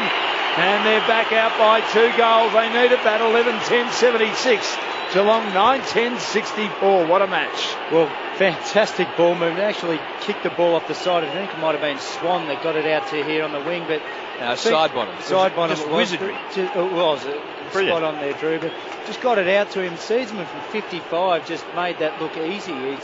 Saw him have a couple of shots a goal a few weeks ago, and he was brilliant that night, but his finishing skills are fantastic. He didn't break stride, side bottom. Unbelievable. It was good. Something you can't teach that. Cats have kicked 4 goals to 2 though in this third quarter. Margin back out to 12 points in favour of the Pies. Witts wins the hit out, but it comes to Corey of the Cats. A high ball to centre half forward. And he came from nowhere, and the mark's been taken by Schroeder. Schroeder kicks to full forward. Hawkins takes the mark on the chest, about 25 metres from goal. He could play this, Schroeder. I think it's his second or third game, and he just shows something. Third, he runs at the ball. He's tough. He's young. He's relentless. He's got a good sized body, and they just continue to win the ball out of the middle. The Cats, they're just very, very good. Haven't had a bad draft pick for about 10 years, Geelong. Yeah, but that's not because they're developed very well. Big Tom Hawkins. He's kicked 2 straight. This should be a soda. And it's a goal. And the margin 6 points once more. He's a colossus down there, Tommy. He's a fair-dinkum colossus. But this is a super game now. We're wondering what the Pies will do next. Where are they going to go? I want to see some dare from them. I want to see them actually take them on. I want to see them try some stuff, because that's the only way they're going to penetrate this defence now. And the Cats are starting to win the centre bounces. The clearances are starting to go their way. And all of a sudden the scoreboard is starting to go their way as well. This is going to be a super finish. There's 6 points in it at this stage. 5 goals to 2 this quarter for the Cats. It's still Sydney by 17 points. And guess what? A low-scoring scrap at the SCG against the Dockers. What a Collingwood made of here. Ray Chamberlain taking forever to bounce it. And Witts wins it down and then kicks straight into the body of Bartel. Takes it for Geelong. Kicks inside 50 over the head of Caddy. O'Brien will get back for Collingwood. Caddy pushes him off it. Then he gets tackled by 2 opponents close to the boundary line at the city end. It'll be thrown back into play. A couple of metres around with the Cats down by a goal, 19 gone, third term. Pies led by 26 points at half-time. If the Cats get a goal out of this, scores could be level. Ball comes to Brown. He kicks into a pack. Throw a blanket over a dozen players here. Close to goal. Selwood emerges. He's ridden into the turf. Spills to Podsiadly. Works it forward to Motlop. He's caught in a great tackle by O'Brien. The umpire says it's pinned in and he's going to throw it up. It's only about 15 metres from goal. Right in the teeth of the Cats' goal. Witt's in ruck against West. Blitzav's third man up. Comes down to O'Brien though, who clears to the 50 and Taylor up against Lynch. Couldn't quite hang on to the mark. Oh, beautiful hand pass from Hall and Smith back to Taylor. He concedes a little bit of ground to Mackie. Mackie puts it up to full forward and Podsiadly marks! In a pack, contested mark, 15 from goal. Well, surely he won't miss this one, but how good was that? The hands out the back there. I'm not sure who it was, but Hall and Smith just handballed Taylor, didn't panic, got it across and just sat it up, didn't blaze away, just sat it up and Pods had a good run and catch at it. All he needs to do is finish. Well, the way he's been going, easier said than done. He's kicked it behind and one out of bounds. He is goalless tonight. This is gimme range. And he levels the scores at the 21-minute mark of the third quarter. Well, we said at three-quarter time is 26 points a big enough margin. Obviously, we know it's not now being 76 all. It's you just can never write this team off. They're just amazing. The way they go about it, their structures, their leadership group. It'd be a privilege to play in that side. It's great to watch. Forget about playing. It's just super to watch it. And the Pies are watching now. They're actually in awe of them as well. That's the problem. Get hold of the ball and go forward, Pies. Amazing. Collingwood some work to do now with scores level 11-10, 76 apiece. It should be brought back. That was a bad bounce. Blitzlav's a couple of punches towards half forward. Motlop's hand pass was smothered. Spills out now. Getting a hand pass out Stokes to Bartel. Handball's clear of traffic inside 50. He's been superb after that poor start. Williams tries to track it, but the wrong way for Collingwood. They keep it alive, the Cats. Running onto it, Christensen.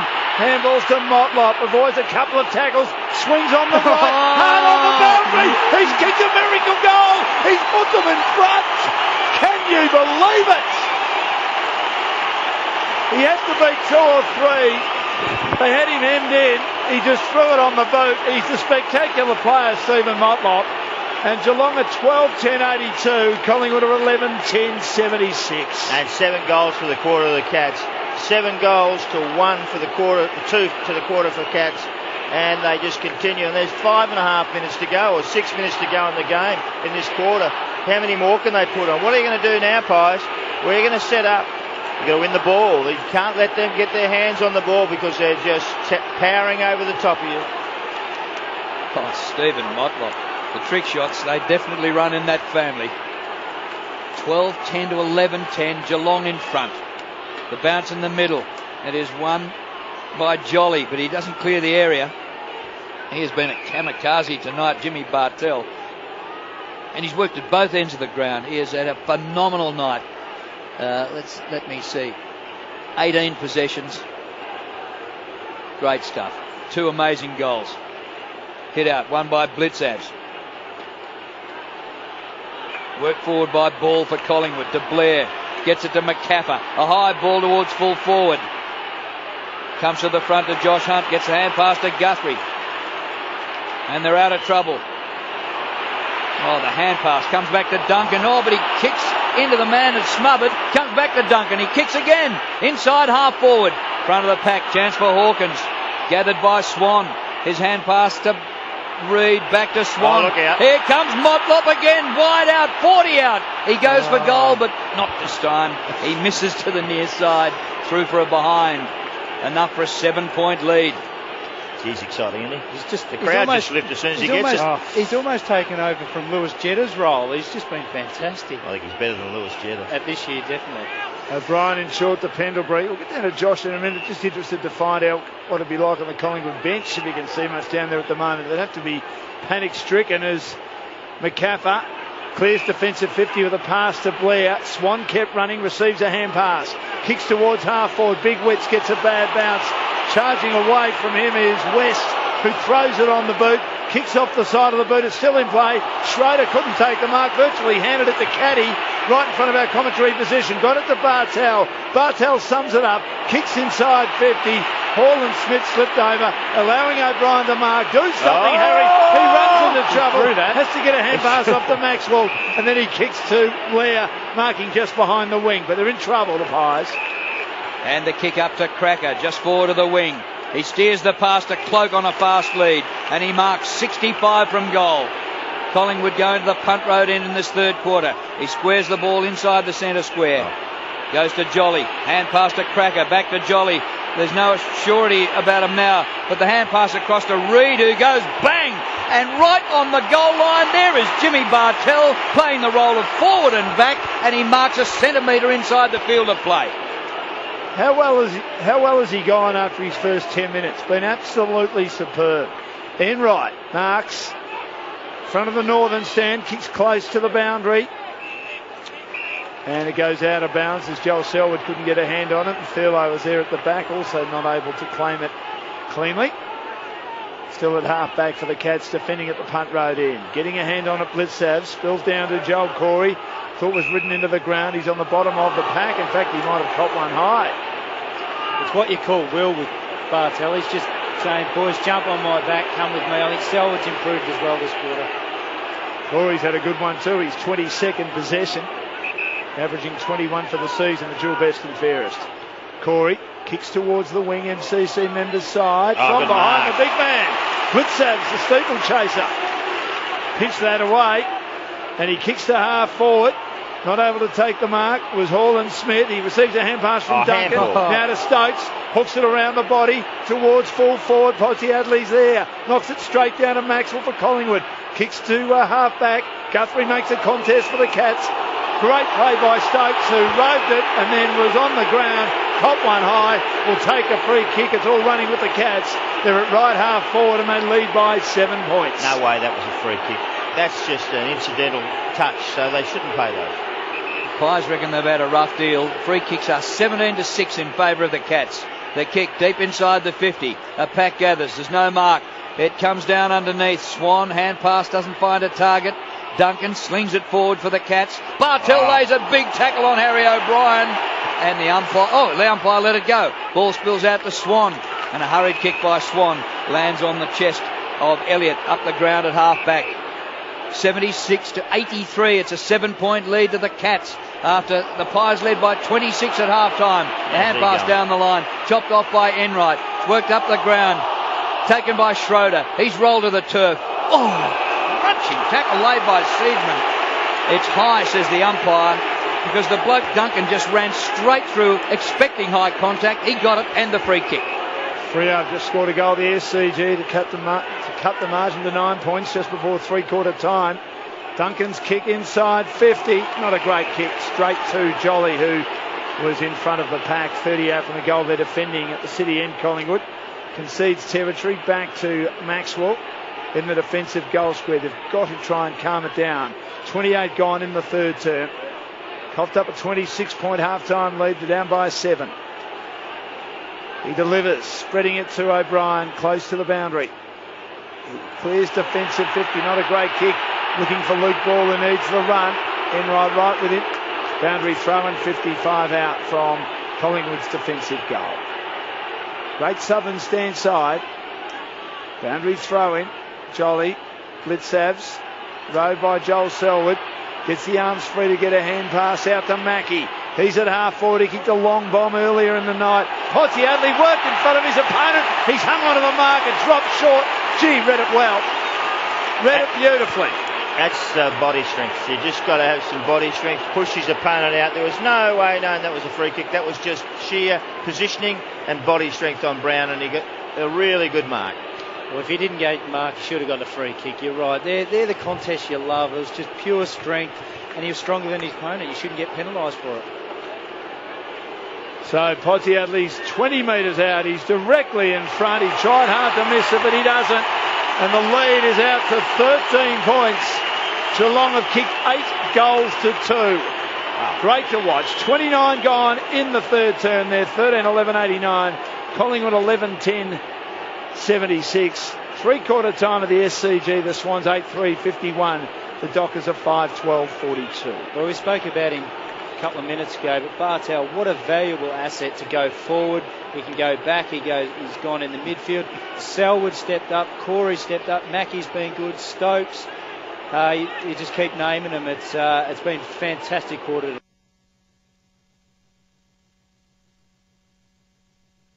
Pods has worked into it well. Here's the bounce. West comes over the top. Oh, yeah. Selwood charges straight in. He came to a dead end, bounced off an opponent, and Collingwood finally get a free kick. And listen to the fans. It's just their 7th of the night. The Cats have had 18. Free kick to O'Brien, back edge of the square. Kicks the ball across the ground to Seedsman. He goes the short pass to Pendlebury. What a quarter it has been by the Cats. Don't blame the umpires. You've been outplayed. And Collingwood will think back to 2 other games earlier this year where they were more than in it at half-time and were blown away in the second half. Hawthorn beat them by 55. Essendon beat them on Anzac Day by 46. And those 2 games will haunt them. They've turned a 26-point lead at half-time into a 13-point deficit at three-quarter time. The Cats 13-11-89 to Collingwood 11 goals 10-76. For the Cats, Hawkins with 3 goals, Bartel 2, Christensen 2, Podsiadly 2, Motlop 2, and 1 each, Mackey and West. And for the Pies, their goals to Pendlebury has got 2, Elliott 2, Dwyer 2, and 1 goal each to Cracker, Lynch, Sidebottom, Cloak, and Seedsman. So at half-time, it is Geelong now, 13-11-89, looking to maintain their unbeaten record, leading Collingwood 11-10-76. And three-quarter time, Sydney 8-3-51, Fremantle 5-12-42. In the NRL tonight, Penrith have annihilated the Warriors 62 points to 6. Another win for Sydney Roosters with their miserly defence doing the job again, 12 points to 8 over North Queensland. And in the all New South Wales affair, the Super Rugby between the Waratahs and the Brumbies, and the ACT Brumbies going through a bit of a form slump, going down to the Tars tonight, 28-22. This is Grandstand AFL on ABC Local Radio, Grandstand Digital, and also online. We should believe it because they're that sort of team. A poor first half, they were down by 26 at half-time. They have just got on their bikes in the third quarter and pedalled furiously. Collingwood haven't gone with them. They've kicked 8 goals to 2. They've turned a 26-point deficit into a 13-point advantage, and they're going for 8 in a row to kick off the season. 13-11-89 Geelong, Collingwood 11-10-76, and they've just started the last quarter at the SCG. Sydney 8-3-51, leading the Dockers, who outscored them in that third term. The Dockers are 5-12-42. Dan Lonigan, Drew Morford, Mark McClure, Lindsay Gilby and Josh McDermott with you. Sellers and Lindsay, tell us about that third quarter. How good was it? Oh, it was fantastic to watch. It was just amazing. It'd be, but they just worked. They set up well, and we spoke about that in the break, that they just set up well. They allowed Collingwood to push up the field. They don't mind them getting the ball in their back half. So what they do, they get them on the way back through, and they rely on that midfield pressure. But you have a look at their top possession winners: Stokes, Corey, Mackey, Bartel, and Enright. All the seasoned veterans, but the one stat that stands out to me, Andrew Mackey's had 8 inside 50s. As a defender, getting that, he's got on the scoreboard as well that quarter. So it was a fantastic quarter by the Geelong Footy Club. Yeah, that's superb. And I think everyone on the ground enjoyed it. I don't care if you barracked for the Pies or whoever you barracked for. That was just awesome to watch. You could see them coming, you could see them building, and the opposition, who are a really good side, Collingwood, couldn't do anything about it. Don't tell me they don't have the similar talent. They have the same youth Collingwood have as Geelong have. But every time it goes in defence, Enright is just superb. Bartel's down there, Mackey's down there. Harry Taylor's was super in that quarter, just pushing it back out. And then the tall started to take over. Podsiadly, Hawkins, young Christensen kicked 2 quickies in a row, which really turned the whole game. About 5 minutes into the third quarter, he went bang, bang, straight out of the middle, and all of a sudden there was just a rage then to how many they could get for the quarter, and Motlop got on board, Bartel got on board, Mackie got one on board. So, look, just terrific. Now, look, it's not over. The Pies can actually come back. Sometimes you have a rush like that, and then they run out of juice. I'm not certain that the Cats will do that, but have the Pies disheartened by it? Or are they actually energised by it? And that's the difference between what will happen in this quarter. We'll see in 30 minutes' time if they're any good or not, the Pies. Well, Josh is down on the boundary line. He might be able to indicate what they're going to do about it. Thanks, Drew. Collingwood have made their substitution. Young ruckman Jared Witts has been subbed out of the game. So Ben Kennedy will come in. He'll provide a little bit of extra run for Collingwood, and they're going to need it if they're going to run over Geelong here in this last quarter. That's certainly right, Josh. Jared Witt's still learning the caper. He's a big man, not quite there yet. And they will need Kennedy to try and help them in this last quarter. But whether it helps remains to be seen. Here's Drew Morford. Cats by 13. Cats have got in front on possessions, contested possessions. The inside 50s are now level. They were being thrashed earlier on. Blitzavs gets a hand of the ball in the middle. It comes to McCaffer. Blitzavs becomes the tackler. And the umpire lets him sort it out for a good while before he blows it up and will throw it in the air. 89-76. Unbelievably, a 13-point lead to Geelong. Blitzavs gets a hand of this one as well. McCaffer tries one off the ground. It spills to Swan. There's a bit of an airy. They've worked the ball forward from the centre bounce without too many clean possessions. It was ripped away by Kennedy, the sub on the ground. He gets it out to Swan. Swan hoists it high to full forward. Come on, Quinton Lynch, do something. Well, he's worked off the ball, and Andrew Mackie takes another mark in defence. Mackie kicks towards the half-back flank. Maxwell lost his opponent and then manages to deliver defensively to Searsman. On the outer side, he kicks inside 50, not a great kick, off hands. Andrew Mackie runs onto it again for the Cats, and he delivers now to Podsiadly just behind the wing, great southern stand side. Handballs to a stationary Christensen. Gets the hand pass out now towards Mackie in the direction of Podsiadly to Enright in the middle of the ground. Enright's scything kick to half forward. Hawkins had it fisted away by Reid. His big jolly running onto it. Then he runs into a tackle placed on him by Joel Corey. Slips to Reid. Collingwood under the pump at half back. Can they pick the footy up? Maxwell can. Throws it on the boot. Out to Swan. Swan's now on the MCC member side. Pops a little pass to Cloak, but he's a long way from home. Still behind the wing in front of our commentary position. 13-point lead to the Cats. Kick by Cloak, covers a good 60 metres. Lynch up. Couldn't get his hands around the ball. The umpire said he got one over the shoulder, and he gets the free kick. 60 out from goal.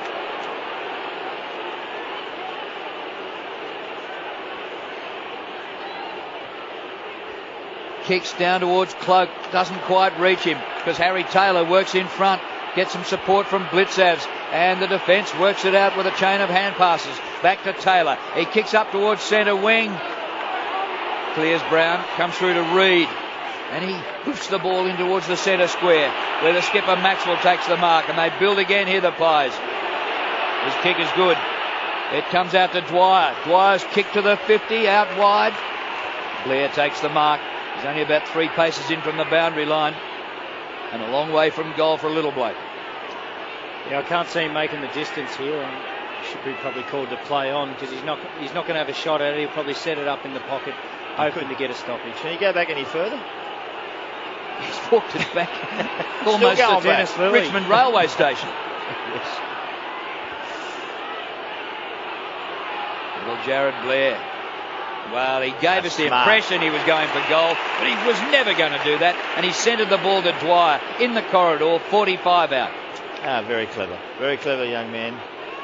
Just tricked us all. It's a tough one to police, isn't it? Like, 30 seconds he has a shot for goal. He was never going to have a shot for goal. He was always going to pass it off. I know it's a hard one to judge, but, well, he played it smart. Dwyer, the recruit from Port Melbourne in the VFL, 26-year-old. 7th game of AFL. He kicks from about 49 and has kicked it and has given the Pies a chance early in the last quarter. That's his 3rd. And what the Pies required, they need a start. The first goal goes to them, and they're back in the game. They're only 7 points behind at this stage. A terrific goal. It was well thought out by Blair. Very smart how he just chipped it in there. And Dwyer was smart enough to get on his own. Sometimes finding space is difficult, especially when there's a million people around you. Good finish. Good start by the Pies. They need it. The mature age recruit, after many years of Port Melbourne, getting his chance and taking it for the Magpies at the age of 26. Sydney with the first goal at the SCG. Their lead over Fremantle, a handy 14 points in that last quarter. Bounce in the middle. Blitzavs just beats Jolly. Overrunning at Swan, and Jolly tries to hack it off the ground. Taken by little Kennedy just on the ground. Kicks off the side of the boot. But in the way, Stokes for Geelong. Wheels around, then delivers nicely to centre half back. Just outside defensive 50 for Blitzavs.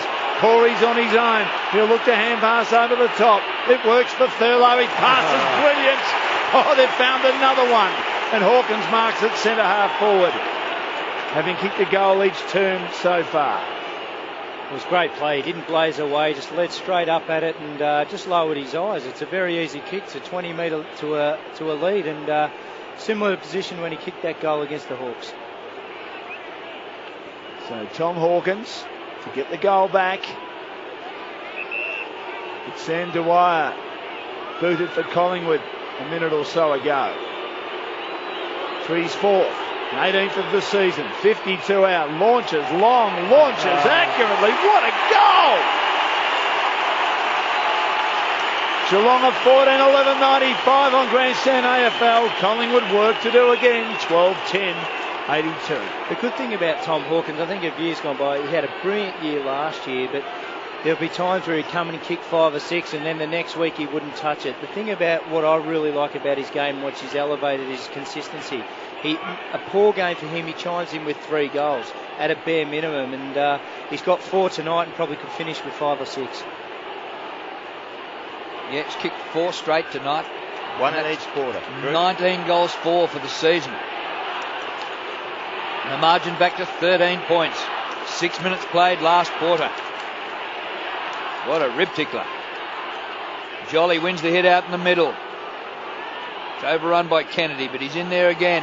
Paulin Smith wrapped up in a great tackle. Goes to ground. The umpire comes in to throw it up again. 82 Collingwood, 95 Geelong. Geelong looking to get their 8th win in 8 rounds. Jolly taps this, taken by Blitzavs, who loses it. Back in the middle of the pack. Throw the handkerchief over where this ball's moved in the last minute. And now it's going to be a Geelong free kick, much to the disgust of the Collingwood fans. George Hawlin-Smith with the free, just behind the circles. He's going to go across the ground because he's found Harry Taylor a mile in the clear. He pokes up a little short pass, which is great football and a long lead. Duncan gets on the end of it and takes the mark alongside the circles. So Duncan will dab a kick to a player on his own. Josh Hunt, the comeback king. He's in range. Right half forward, he's well and truly in range. Don't know what Quentin Lynch was thinking there. He just let his man go, and he's probably contributed. If this goes through, I'd put that down to his goal. He just let his player go. Didn't think. Another big night for Matty Stokes. 28 possessions so far. Right half forward, he's 52 out. He doesn't even go for it. Kicks to the goal square.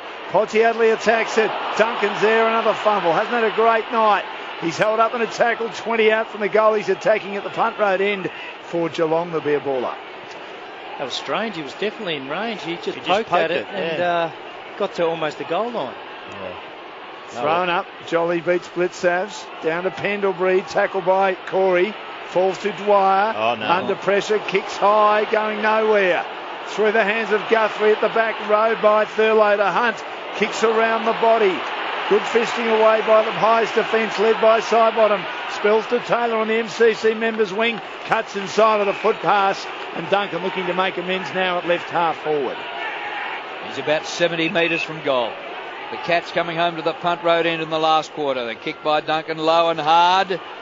Another bad kick. Yeah, doesn't quite hit a target. Reid is there to get it out of there. Kept alive by Motlop. Now Guthrie with the outside of his boot up towards the goal square. Punched down by Maxwell for Collingwood. But it comes here in front of the pack to Caddy. Kick goes nowhere. Dwyer gets boot the ball but doesn't clear the area. Selwood over the top but fighting hard. Jams it out the back door. Duncan throws himself at it just outside the 50 now. Now somebody under the bottom of the pack not doing enough to get it out. It will be thrown in the air. 14-11 Geelong, 12-10 Collingwood. Margin 13 points. Oh. It'll be cleared, maybe.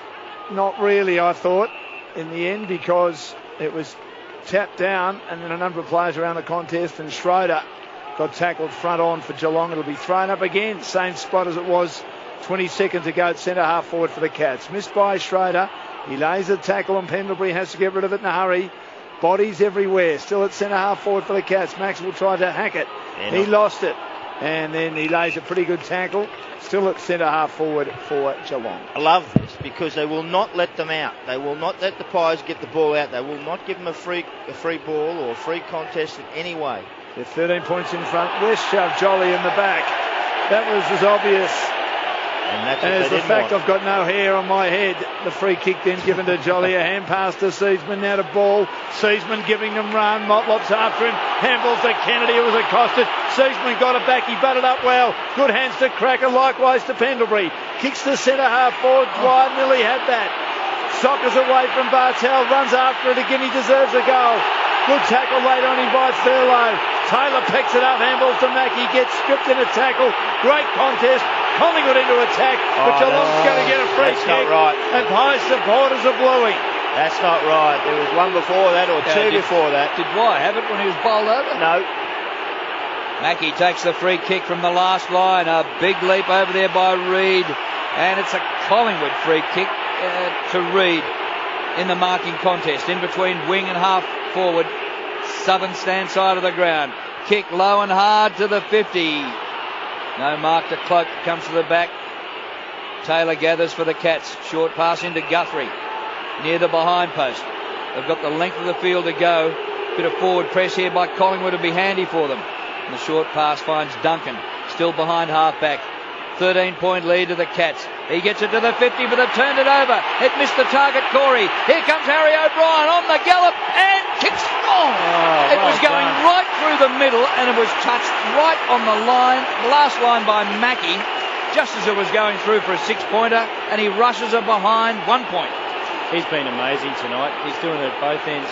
Mentioned he had 8 inside 50s at three-quarter time. Now he's saving the goals. He's been fantastic. 25 possessions. Goal to Fremantle. Margin back to 21. Favour of Sydney. It'll come back here for Collingwood as Brown marks on the outer side. Left half forward, 60 from goal, heading to the city end. Steers it to within 40, but Corey comes across in front of Jared Blair. Takes a face-saving mark for the Cats and then dabs a little foot pass to Joel Selwood. Selwood kicks in the direction of Bartel. May have been pushed forward in his endeavours to mark. I think he was.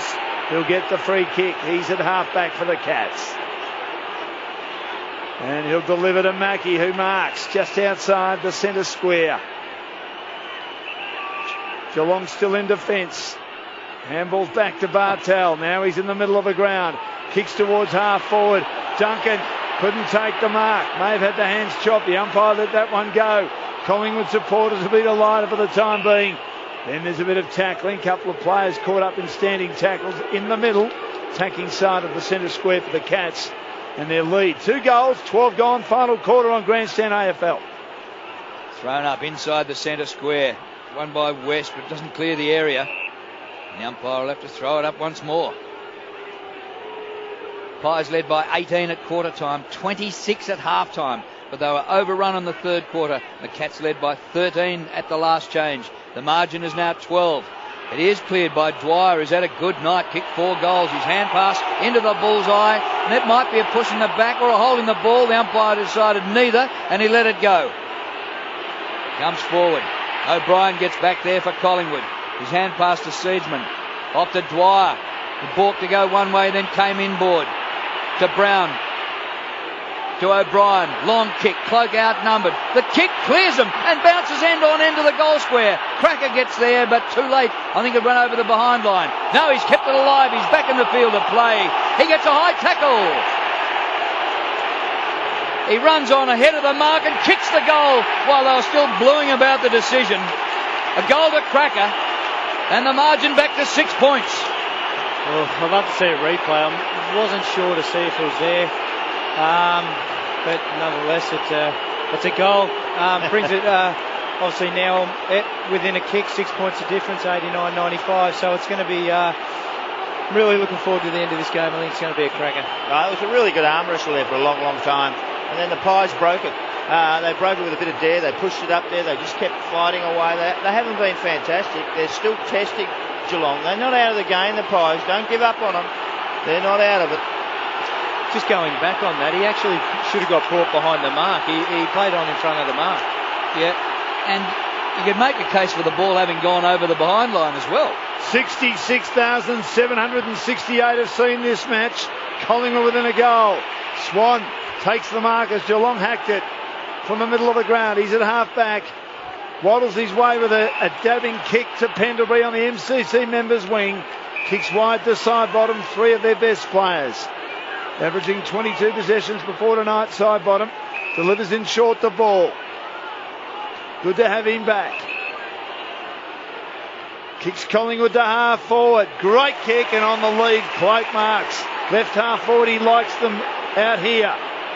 Closer to the boundary, the better, but he's still 70 from goal. They're gaining confidence. They're chipping the ball around, holding the ball over. Off the side of the boot with that attempted torpedo punt.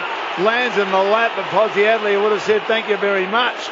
Delivers now to Stokes, and the Cats are on the burst. Well, as soon as they didn't chip it around, they absolutely coughed it up. Here's Selwood, outnumbered 2-1. Russell is there. Selwood works to the boundary line with Swan. The ball goes out of play, and we have a throw-in. Terrific contest. It is 6 points the margin. Can Collingwood be the team to bring the Cats unstuck for the first time this year? Hits one by West, but it comes to Pendlebury. Gets the hand pass away to Dwyer. Back to Pendlebury. Back to Dwyer. Now Seedsman out in a bit of space out on the members' wing. Takes the mark, has a couple of bounces, might have a third. He goes long to full forward. This is terrific. Elliott runs onto this ball, gets there in the square, sockers it home for a goal, and the score's a level. Well, what a kick. What a kick. That was just out in front. That's what Seedsman brings. Depth in his kicking. He actually wasn't going to hit Elliott then. He just put it out in front, let his speed do the rest, and just an easy goal in the end. They will not be denied, the Pies. They want to finish. They want to win well. They won the first two quarters. Can they win the last to win this game? Well, have Geelong spent too many petrol tickets this time and getting themselves back into a 26 down at half time? They kicked 8 goals to 2 to lead at three-quarter time by 13 points. Collingwood have kicked 3 goals to 1 in this last quarter. 14-11, 95 apiece. 17 gone last quarter.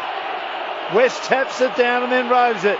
Handballs defensively to Joel Selwood. Has to whack it on. O'Brien's in the road. Gets tackled. It's knocked down by West again to Stokes. He runs into O'Brien. Runs into him front on. Very crudely, and O'Brien with the free kick. Flares at the cracker on the MCC members' wing. Kicks Collingwood to Blair. Attacking side of the wing. Heading towards the city end. Scores level. Blair has nothing on offer up the ground. Has to go backwards to a loose man in Reid. The most defensive man on the field. For Collingwood, he delivers now to O'Brien, who marks on the great southern stand wing. And he kicks up short of the 50, where the mark's juggled by McCaffer and held by McCaffer. Pies have kicked 3 of the last 4 goals. He puts it into a dangerous spot. Blair up, but can't take the mark, the little fella. It spills to Elliott. His hand pass back. Comes to Kennedy, the sub, out wide, 40 metres from goal. Back to the goal square. Side bottom is there. They have some numbers. Side bottom with Cracker. Cracker lays a great tackle. It's socket out of there, but hasn't cleared the area. Back to side bottom. Short pass. Well, he looked for Jolly, but the ball is chopped off by Stokes. Fighting out of his weight division, and Stokes the short pass up to Hawkins, who marks at halfback. Fingertip of Hawkins. Goes inside now to Hunt. Scores level. Josh Hunt, who came on early when Smets was subbed out. Feeds a hand pass over the top to Selwood. Now to Taylor, still behind the wing on the MCC member side. We've played 19 minutes in the term. Taylor has to kick it high as his opponent ran at him. Looking to take the mark. Through his fingers, though, Caddy. At the back, mopped up by Williams. Handballs to Seaman. Sidesteps the tackle. Back to Blair. Lost control of the ball. Well tackled by Schroeder. Turnover. This is important. Stokes to Joel Selwood. Turnover again. His handball straight to bodies. Duncan's there for Geelong. Feeds it out to Taylor. Taps to his own advantage. Handball's in front of him. Only as far as Pemberbury. Looking to run onto it. Schroeder shunts him to ground. There's Russell lending support for Collingwood. Back to Seaman, close to the boundary. Rolls at the ball. Ball kicks off the side of the boot. Straight to Taylor. Look to slap it down. Intercepted brilliantly by Sidebottom. Cloak's got it for the Pies. That was important. Collingwood in possession. He's a long way out and too far out to score. Into Dwyer, who goes from 55 and out of the pocket. How did he get there? Sidebottom. But he couldn't take the mark under pressure. Ball spills to Thurlow. His hand pass is smothered, but he regains and kicks Geelong outside the 50. The scores are level. Dwyer's there again, first-year player. Sweeps the hand pass up to Brown. Off the left towards the pocket. Cloak in the middle. Can't take the mark, and it's punched away over the boundary line. And we have a throw in the forward pocket. 14-11, 95 each at the 20-minute mark of the last quarter. Oh, this is our game at the best. At its best it is. This is our game. Fantastic. Fremantle, a couple of late goals within 7 points of Sydney. 2 close ones on a Saturday night. O'Brien from the boundary throw-in tried to get it to Sidebottom to Dwyer's kick 4. He snaps to put them in front to the goal square. Geelong with numbers. Taylor couldn't mark it. Knocks it through, but the Pies are in front. They're doing all the attacking. 14-12, 96. Cats have stopped. They're 14-11, 95 at the 20-minute mark. Yeah, the game's been played on Collingwood's forward line at the moment. Enright marks the kick in. The hand pass across to Taylor. He kicks long to centre wing. Russell stands his ground to take the mark for Collingwood. Once again, they don't let the ball get into Geelong's forward line.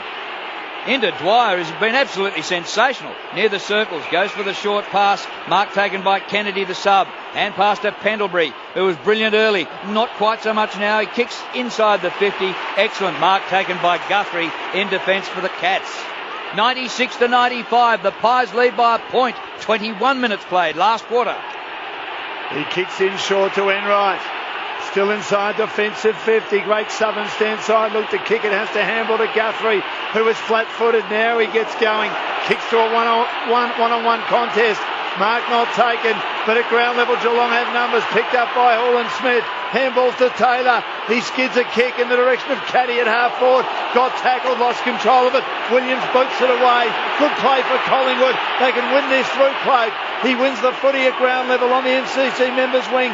Got it to Blair. Pops it over the top. McCaffrey runs into space. Has a player on his own if he didn't get it to him. He can. It's Elliott. He takes the mark. 45 out. Plays on. Kicks to Cracker. He's on a pretty acute angle low. Not for him, it's not. Not for Correct. him. Hard on the boundary. Looking to open up the angle at the 22-minute mark. This to give Collingwood a valuable 7-point lead. He's outside the boundary now. Andrew Cracker in the forward pocket at the city end on the MCC member side. Runs around, snaps, goals. Collingwood by 7 points.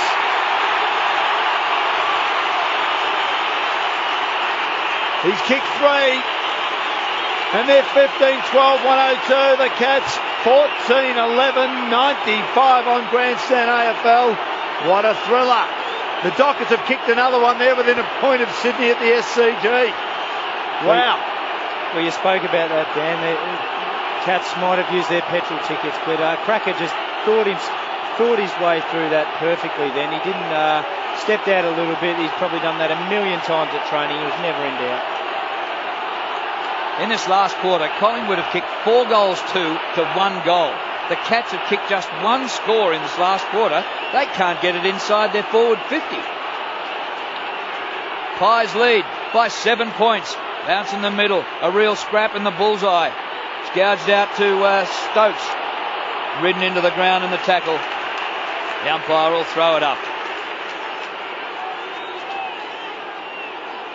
Gee, Collingwood looked little chance after they were blown away in the third quarter. Third man up, Bartell. It's tapped on by Hawkins. Running onto it's Corey. He goes to ground, but he gets Harry Taylor. The hand pass to Selwood. They're inside 50. A rare time here. But the kick is wide and bounces out of bounds in the forward pocket at the punt road end for a throw-in. We're at the 24-minute mark, and it is a 7-point lead to Collingwood. Geelong to attack at the punt road end. They need one here. Jolly taps it down to the front of the pack. Motlop on hands and knees tries to gouge out a hand pass. Eventually successful, but doesn't go very far. Young Thurlow showing a bit tonight. Blitzsavs as well is in there. And it's a ball up. He taps it down. Straight into bodies. He tries to kick through traffic, going nowhere in a hurry. 25 out from Geelong's goal. Collingwood's defensive structures in place at the moment. Scores level now at the SCG, 70 apiece. Geelong trailing by 7 points here at the MCG. Cats need to score twice. They're on the forward line, but O'Brien clears out of defence for the Pies. The mark's taken in the circles by Mackie, who's been brilliant. Off to Josh Hunt, who kicks it long. Podgiadli! Oh, it slipped through his fingertips, but it is socked off the ground for a goal by Jimmy Bartell. It's a point. Wow. It's only a point. There are arms and legs everywhere. Did he miss, or was it touched off the boot? It was touched right on the line as it was going through for a goal. So it is one kick the difference, and we've got about a minute and a half to play. Russell to the outer side of the ground. Big mark in front for the Pies. Cloak has done a great job to take this mark. He'll take his time as well. He's claiming he's got a bit of cramp. Doesn't last too long. Will hoist it down the Great Southern stand side towards a big contest. No one can take the mark. Off hands and out of bounds. Valuable meterage for the Pies between wing and half forward. Heading towards the city end. What a great last quarter it's been. They've kicked 4 goals to 1. They lead by 6 points. Boundary throw in. Fisted down by Cloak. In the road, Schroeder. Now Geelong have it through. Corey too slow. Has to get the hand pass out to Mackie. He got it from him originally. He's been pinned for holding the ball. Joel Corey. Free kick to Jared Blair for the Pies. They lead by a goal. They might hang on here. 26 gone. Yeah, good ploy. Close game last night in Perth. Close games tonight in Sydney and Melbourne. The kick backwards to the centre wing to Swan. Now inboard he comes to Seedsman, and they're going to play keepings off here, Collingwood, surely. Just keep possession football. The pass forward to the wing, and O'Brien takes the mark just inside the boundary line. They lead by 6 points, Collingwood. It looks like Geelong are going to lose their first game for the season. The kick by O'Brien, down towards the 50, close to the boundary line and knocked over by Jolly, and we get a boundary throw in. The clock stops, and there's not enough time, I don't think, for Geelong to get it 2/3 of the length of the ground. West wins the hit out though. It comes underneath. Blair fights hard for the ball. Throw a blanket over 20 players. Free kick Geelong's way. Dan, bring us home. Siren! Collingwood have won! They've inflicted the Cats first loss of the season. Wonderful effort by the Pies. You'll love this. They know how to play the game. Side by side they stick together to uphold the Magpies' name. See the barrackers are shouting as all barrackers shout. Oh, the premiership's a game for the good old Collingwood. Well, while we've had Collingwood inflict Geelong's first loss of the season here at the MCG, Fremantle have stormed home to draw with Sydney at the SCG. More on that shortly, but the Pies 15-12, 102. Geelong 14-12, 96. Collingwood started while they led by 18 at quarter time, 26 at half time. Geelong kicked 8 goals to 2 in the third quarter, seemed to run out of legs in the last as the Pies kicked 4 goals to 1 to record a memorable victory and stay in the 8th. They know how to play the game. Side by side they stick together to uphold the Magpies' name. See the barrackers are shouting as all barrackers shout. Oh, the premiership's a game for the good old Collingwood.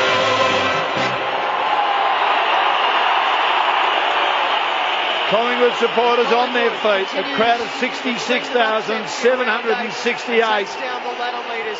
And what a result for Collingwood. They showed great character. They looked on at three-quarter time, but they finished all over the Cats, who gave the Pies too much of a start. They reeled them in, but they couldn't keep going in the final quarter.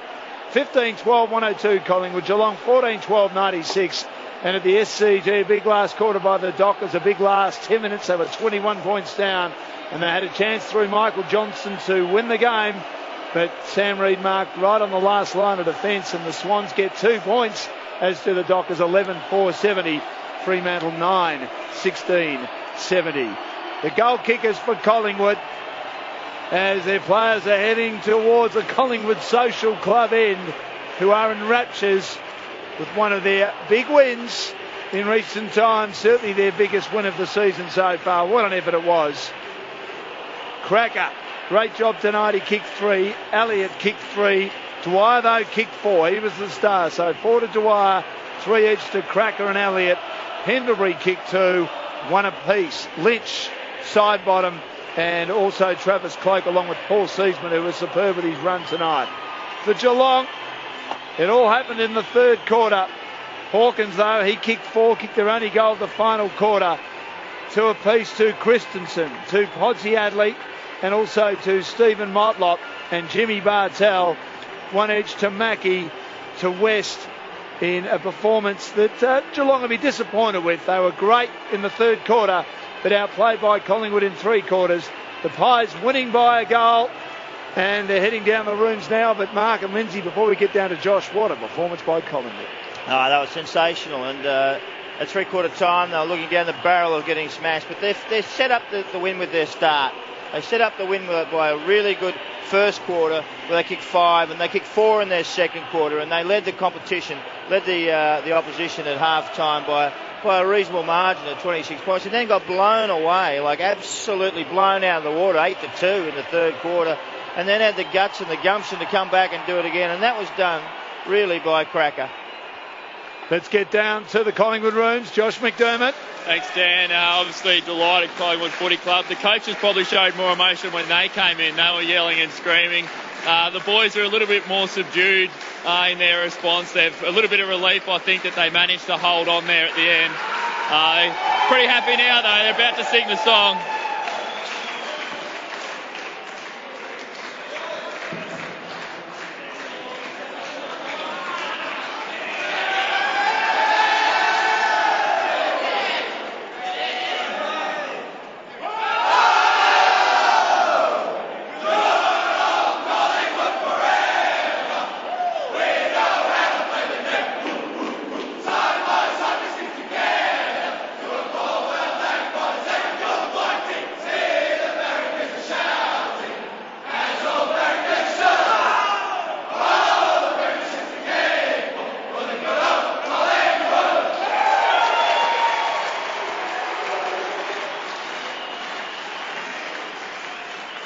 Very robust rendition of the Collingwood theme song. We'll get back to Josh shortly. I had Sam Dwyer kicking 4. He kicked 3, but he was undoubtedly one of their best players. He was superb. Yeah, he was sensational last quarter. But Cracker got the last couple of goals. It really made a massive difference.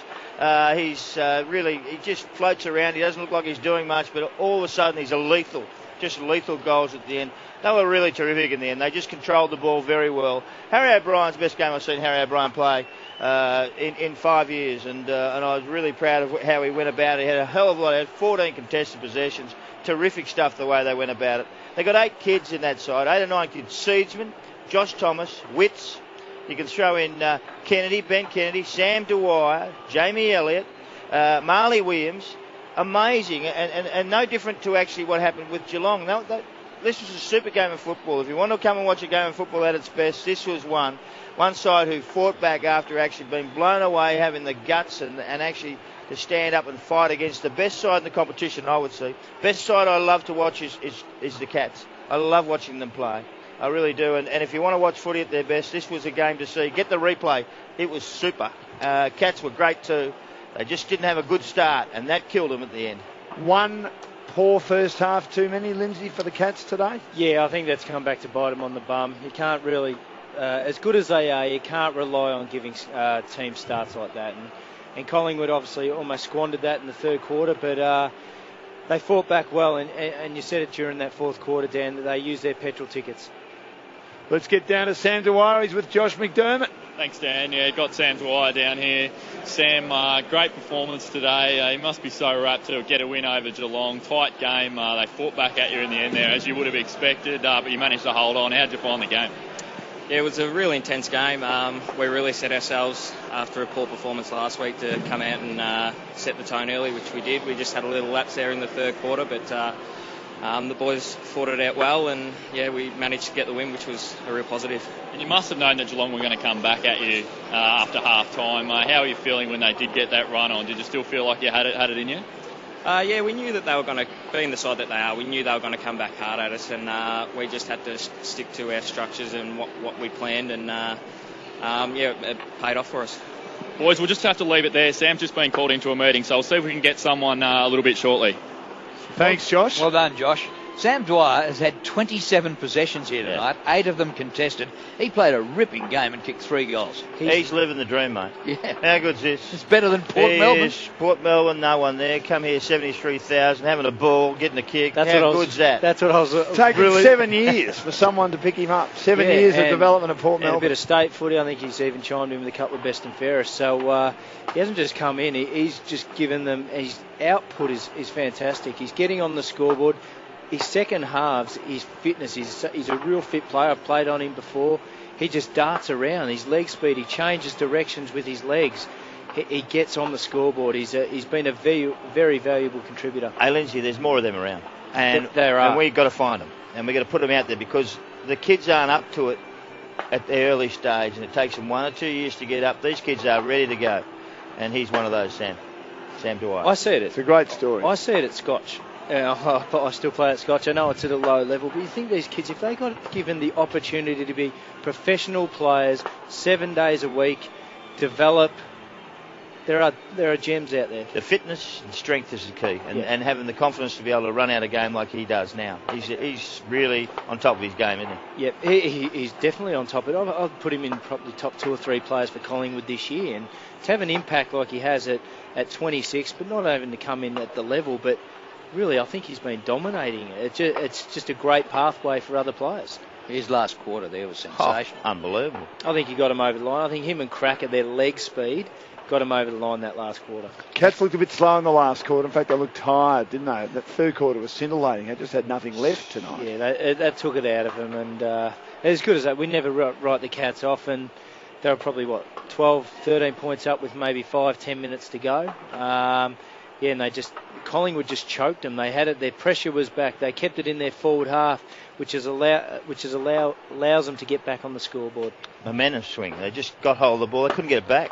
They just could not get it back. And when they did, they made a mess of it instead of actually being clean like they were earlier in the game. So, what about it's a great game of footy. I love watching Collingwood win this, because they were beaten on the tackle count, free kick count. And they were roaring and screaming and bellowing about it. Free kicks were 22-12. Yeah. So the Uppies got booed off the ground even though Collingwood won. It doesn't worry them. They go off if they've had 50 free kicks. Wouldn't matter. But I thought that was the character-building performance by them. Really big character-building performance with a bunch of kids in the team who stood up really well against the best side in the competition. And I mentioned earlier, Lindsay, Nathan Buckley was seething. I mean, you don't see him normally get as pumped up as he did after a loss. But he was last week, and rightly so. And the players have managed to respond to that and do a great job this evening. Well, that has to be the template going forward, doesn't it? Their effort, their intensity, their attack on the footy, their run and carry. If that isn't a template to go forward for the rest of the season, I don't know what is. Well, they've set a standard. Yeah. Don't go below it. No.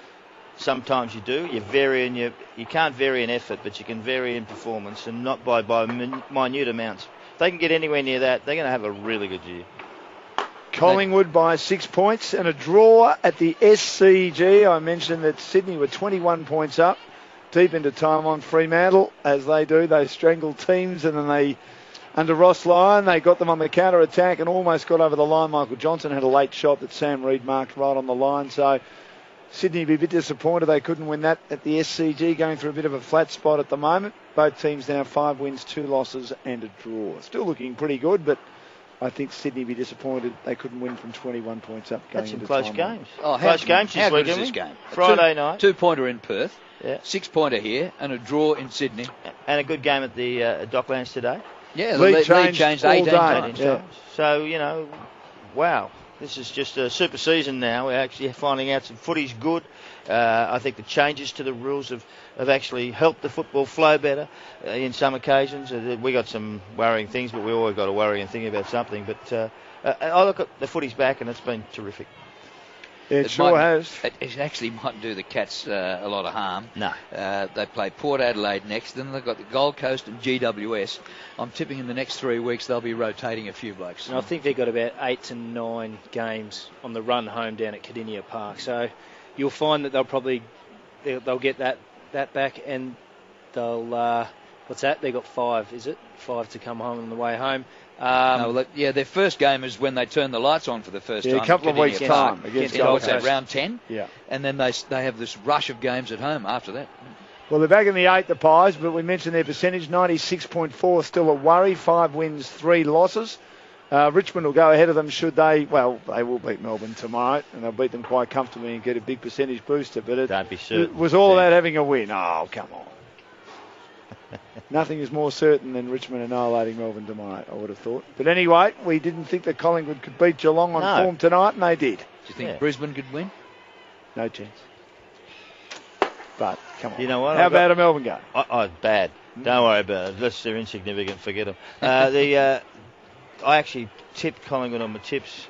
I did them about 2 months ago, the whole lot, did the whole year. And I thought, I'm going to change this, and I thought, no, I can't. I can't. So I got a winner there. I couldn't believe it. You did the whole year 2 months ago. Yeah, why not? It's 8 weeks to start of the year, did the whole year. Care factor, 0. None. With everything. That's why we love you. Collingwood 15-12, 102. Geelong 14-12, 96. Sydney 11-4, 70, drawing with the fast finishing Fremantle 9-16, 70. In the NRL, Penrith 2 wins in a row. They destroyed the Warriors 62 points to 6. And the Sydney Roosters going well. They remain in the top 2 with their win over North Queensland, 12 points to 8. In the Super Rugby, an upset there. The Waratahs from New South Wales beat one of the top teams, the ACT Brumbies, 28 points to 22. We'd love to hear from you. 1300 222 774. We'll get back and hear from Sam Dwyer with Josh McDermott after their meeting very shortly.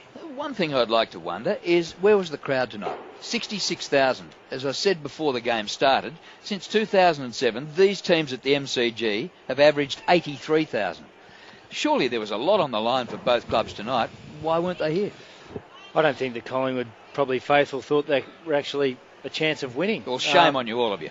Yeah, so... Maybe. Sorry. No, I think it was just a fantastic... I think 66,000 got their money's worth tonight. 2 great teams, and it was a fantastic spectacle. We were here, and we loved it. Yeah. So And it was cold, out. don't forget. It's pretty chilly out there. Yeah, it is. They missed out. There'll be a lot of people saying, "Geez, I should have gone. I got my membership. I didn't bother going."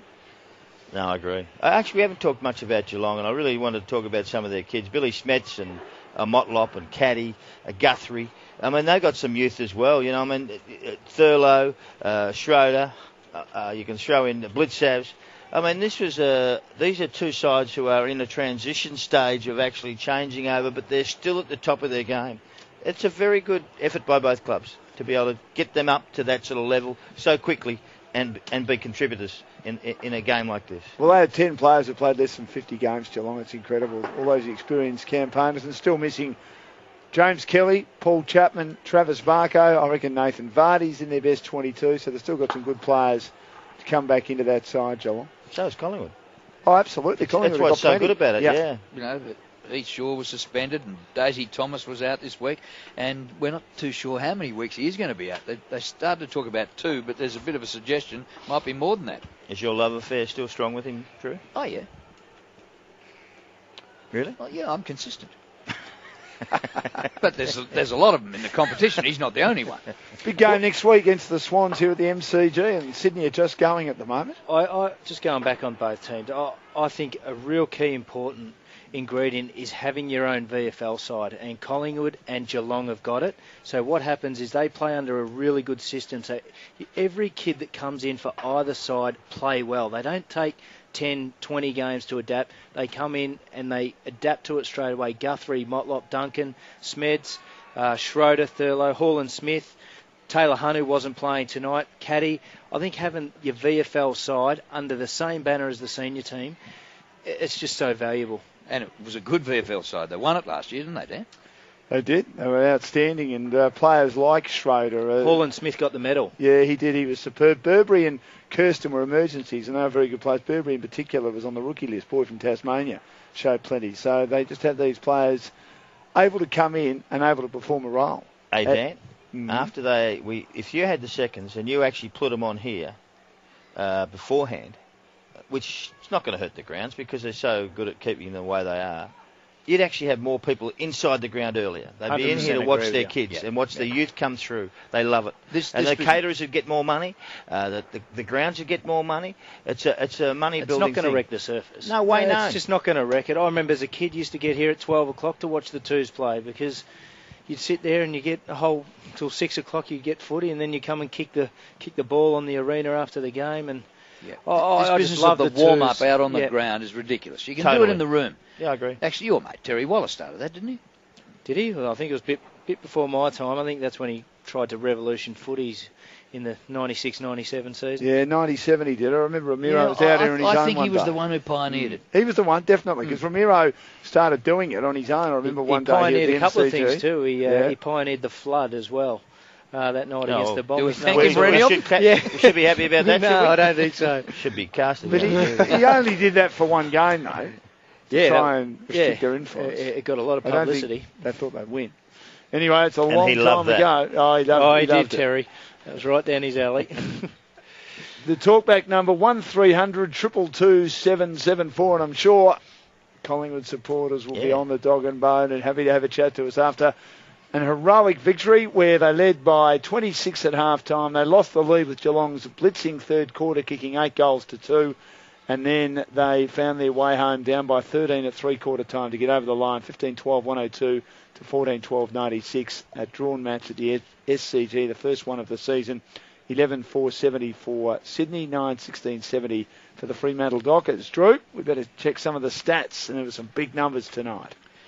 Yeah, it was interesting. Collingwood were a mile in front in the early part of the game. Then Geelong overhauled them, and in the last quarter, Collingwood went to a lead again. 378 possessions to 359. So a bit of a margin at the end. The inside 50s finished up being 59 to 48 in favour of the Pies. They absolutely dominated the inside 50s in the last quarter to sprint away again. Some of the individuals. Pendlebury, 31 possessions, 16 kicks, 15 hand passes. 10 of his possessions were contested, 4 times inside 50.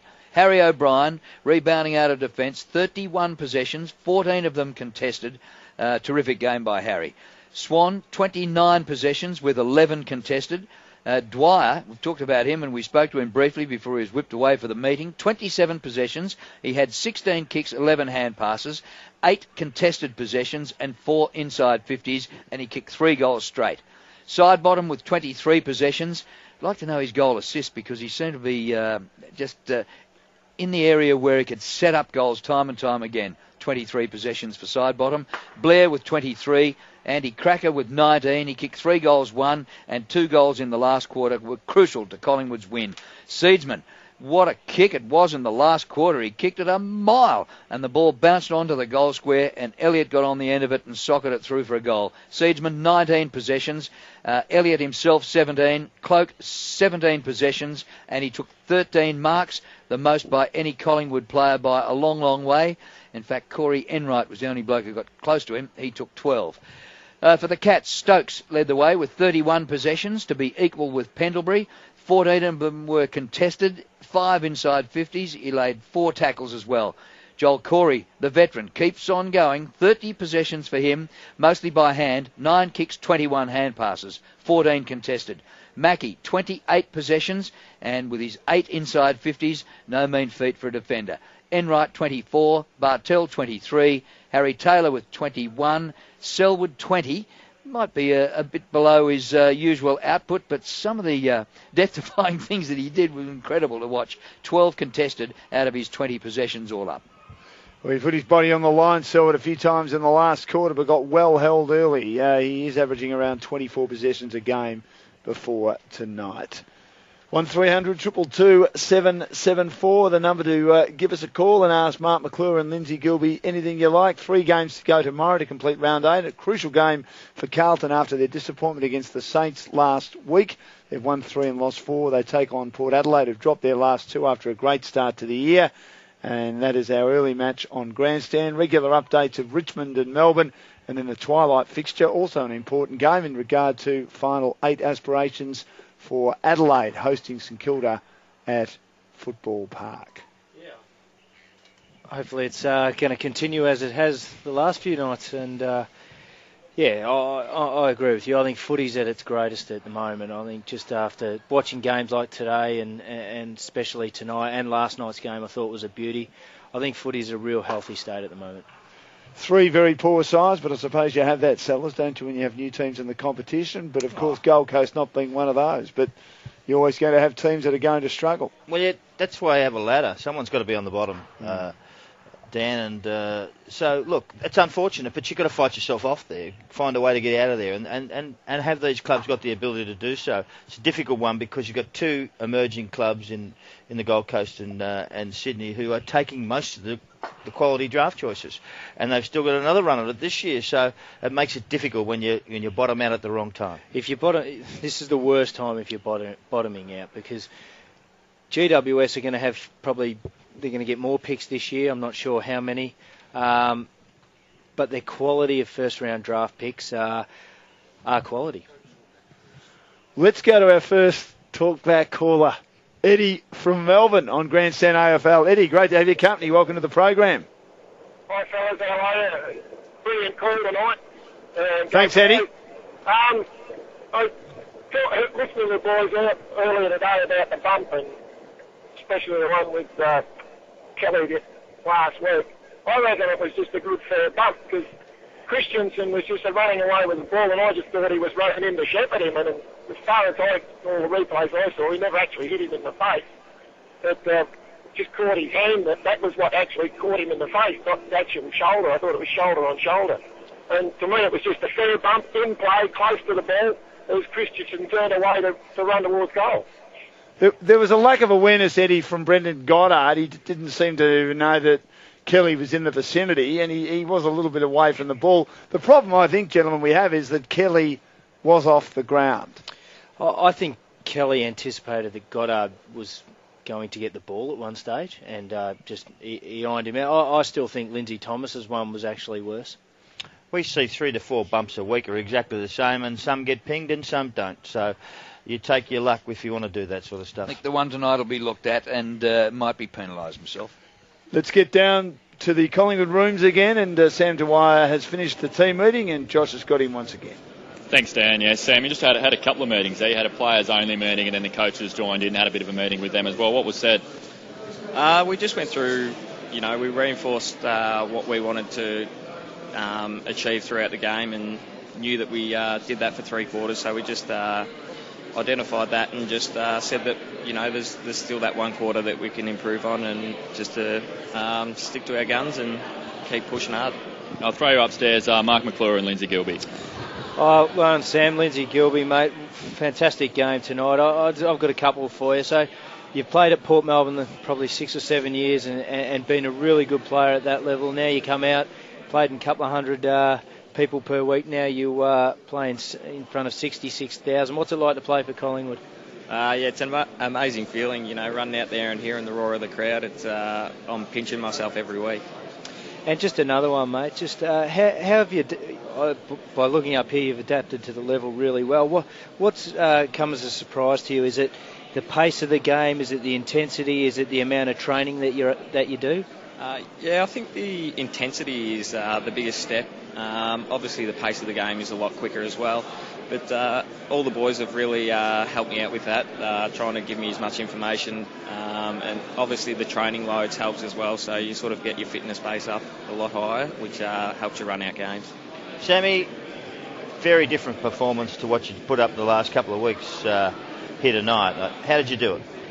I just think that we set ourselves just to keep the game plan a lot simpler this week. We set ourselves a couple of key focuses that we wanted to achieve, and everyone sort of went in there with the same mindset, and we really fought hard to achieve that, and for 3 quarters we did, which is a lot better than the previous couple of weeks. Your first half was outstanding. What was it like when they were just steaming over the top of you in the third?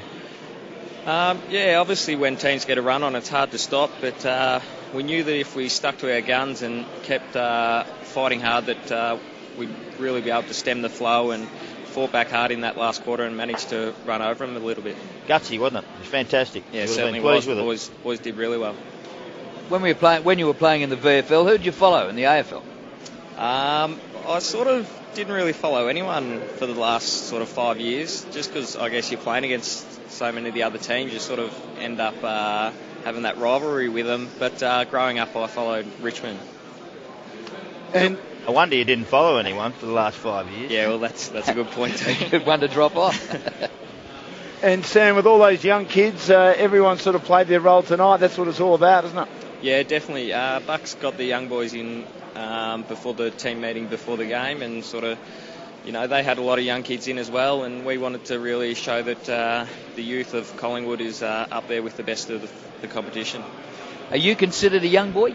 I think I am, yeah, so I'm happy to take it. Sammy, who do you follow at training? Who's the one who trains the best and trains the hardest that you want to follow? I think Steele Sidebottom really pushes hard. Pendle's obviously, Swanee's a hard trainer. Harry O'Brien, there's sort of a lot of boys there. Blairy, Caff, a lot of boys really work hard on the track, so there's a lot of boys to try and emulate there. And you've still got a few to come back, Sam. Big match next week against the Swans, so no doubt an opportunity to try and take advantage of what you achieved tonight. Yeah, another big match, so we'll just keep trying to focus on the simple things and get our structures and everything right, and hopefully get another win. Spoken like a true AFL footballer, Sam. Thank you. What was it like having Luke Ball back out there after the hardships he's been through? Yeah, it was great for Bally, obviously, to be out there, and it really gave all the boys a lift. So he's been working tremendously hard out on the track, and obviously had a couple of weeks in the VFL, and hasn't really missed a beat since he's come back. And Marley Williams got a chance after a bit of an off-season where he played up a bit back at home in Albany. It was good for him to get a game. Yeah, it was. He's been playing really well in the VFL and really deserved his chance, and stuck to his guns tonight and did really well, which was good. Well done, Sam. Congratulations on a great performance by the team and yourself. You certainly look like you belong at this level and you deserve your opportunity. You've done well. Good luck next week for the rest of the season. Thanks for joining us. Thanks, guys. Thanks for having me. Pleasure. Sam Dwyer down in the Collingwood rooms, 27 possessions and 3 goals. The Pies came from behind at 3/4 time after leading in the first half to beat their opponents Geelong by a goal, 15-12 102 to 14-12 96, a draw at the SCG. Close game, tight game all night, although Sydney was out by 21. Fremantle stormed home, had a chance to win it, but the Michael Johnson kick dropped short and Sam Reid took the mark, and it was Freo 9-16-70, Sydney 11-4-70. And in the NRL, Penrith beat New Zealand 62 points to 6. The Roosters too good for the Cowboys, 12 points to 8. And the Waratahs over the Brumbies by 28 to 22 in the Super Rugby Union. 1300 222 774 is our talkback number. And Ken from South Yarra has joined us. Welcome, Ken. Thanks, fellas. I'm an Essendon supporter, so I watched the Bombers today. I'm just wondering how much a game like the one Essendon played against Geelong takes out on both teams. The Dons look flat. They just, I thought they were measuring themselves in the game, but really they didn't have a lot to go with. And then I thought Geelong tonight in their first half were almost the same. They were flat. They couldn't go on. And it seems to me these big games can take an awful lot out of teams when they have to front up next week against a good side, as Geelong did today, that maybe it's too hard for them. Well, 8 days is a long way to actually recover. If you think about it, Friday through to Saturday, it gives you enough time to recover for a player. It might be a mental thing, I'm not sure, but I think 8 days gives you plenty of time to do what you got to do, tick the boxes that need to be ticked, and there's no correlation, but it was both teams were flat today, so it'll be interesting to see how they go about their recovery, especially early this week. I reckon the Bombers had a bad week in interviews. That might have affected them, I reckon. The realisation that maybe the truth's coming out. Do you think it's all caving in?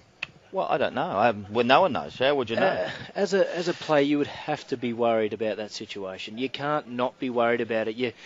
Your livelihood's at stake. This is something that you want to do for a job. You're very fortunate to do for a job, and that can be taken away just in a second, and you'd be just shattered if that was you. Well, we've got to fight back next week, the Dons, and the Cats do as well. So we'll see what happens. But good calls. Thanks very much for that, Ken. Steve from Mill Park joins us now. Welcome, Steve. Boys, how are you? We're well, Steve. That's the way. A couple of quick points. I'll declare my allegiance right from the top. I'm a Geelong supporter. And we heard quite a bit in the lead up about Collingwood's injuries and lack of personnel. But if you take Stevie J, James Kelly, Taylor Hunt, Travis Varco and Paul Chapman out of your side, you're running a bit thin from your best 18.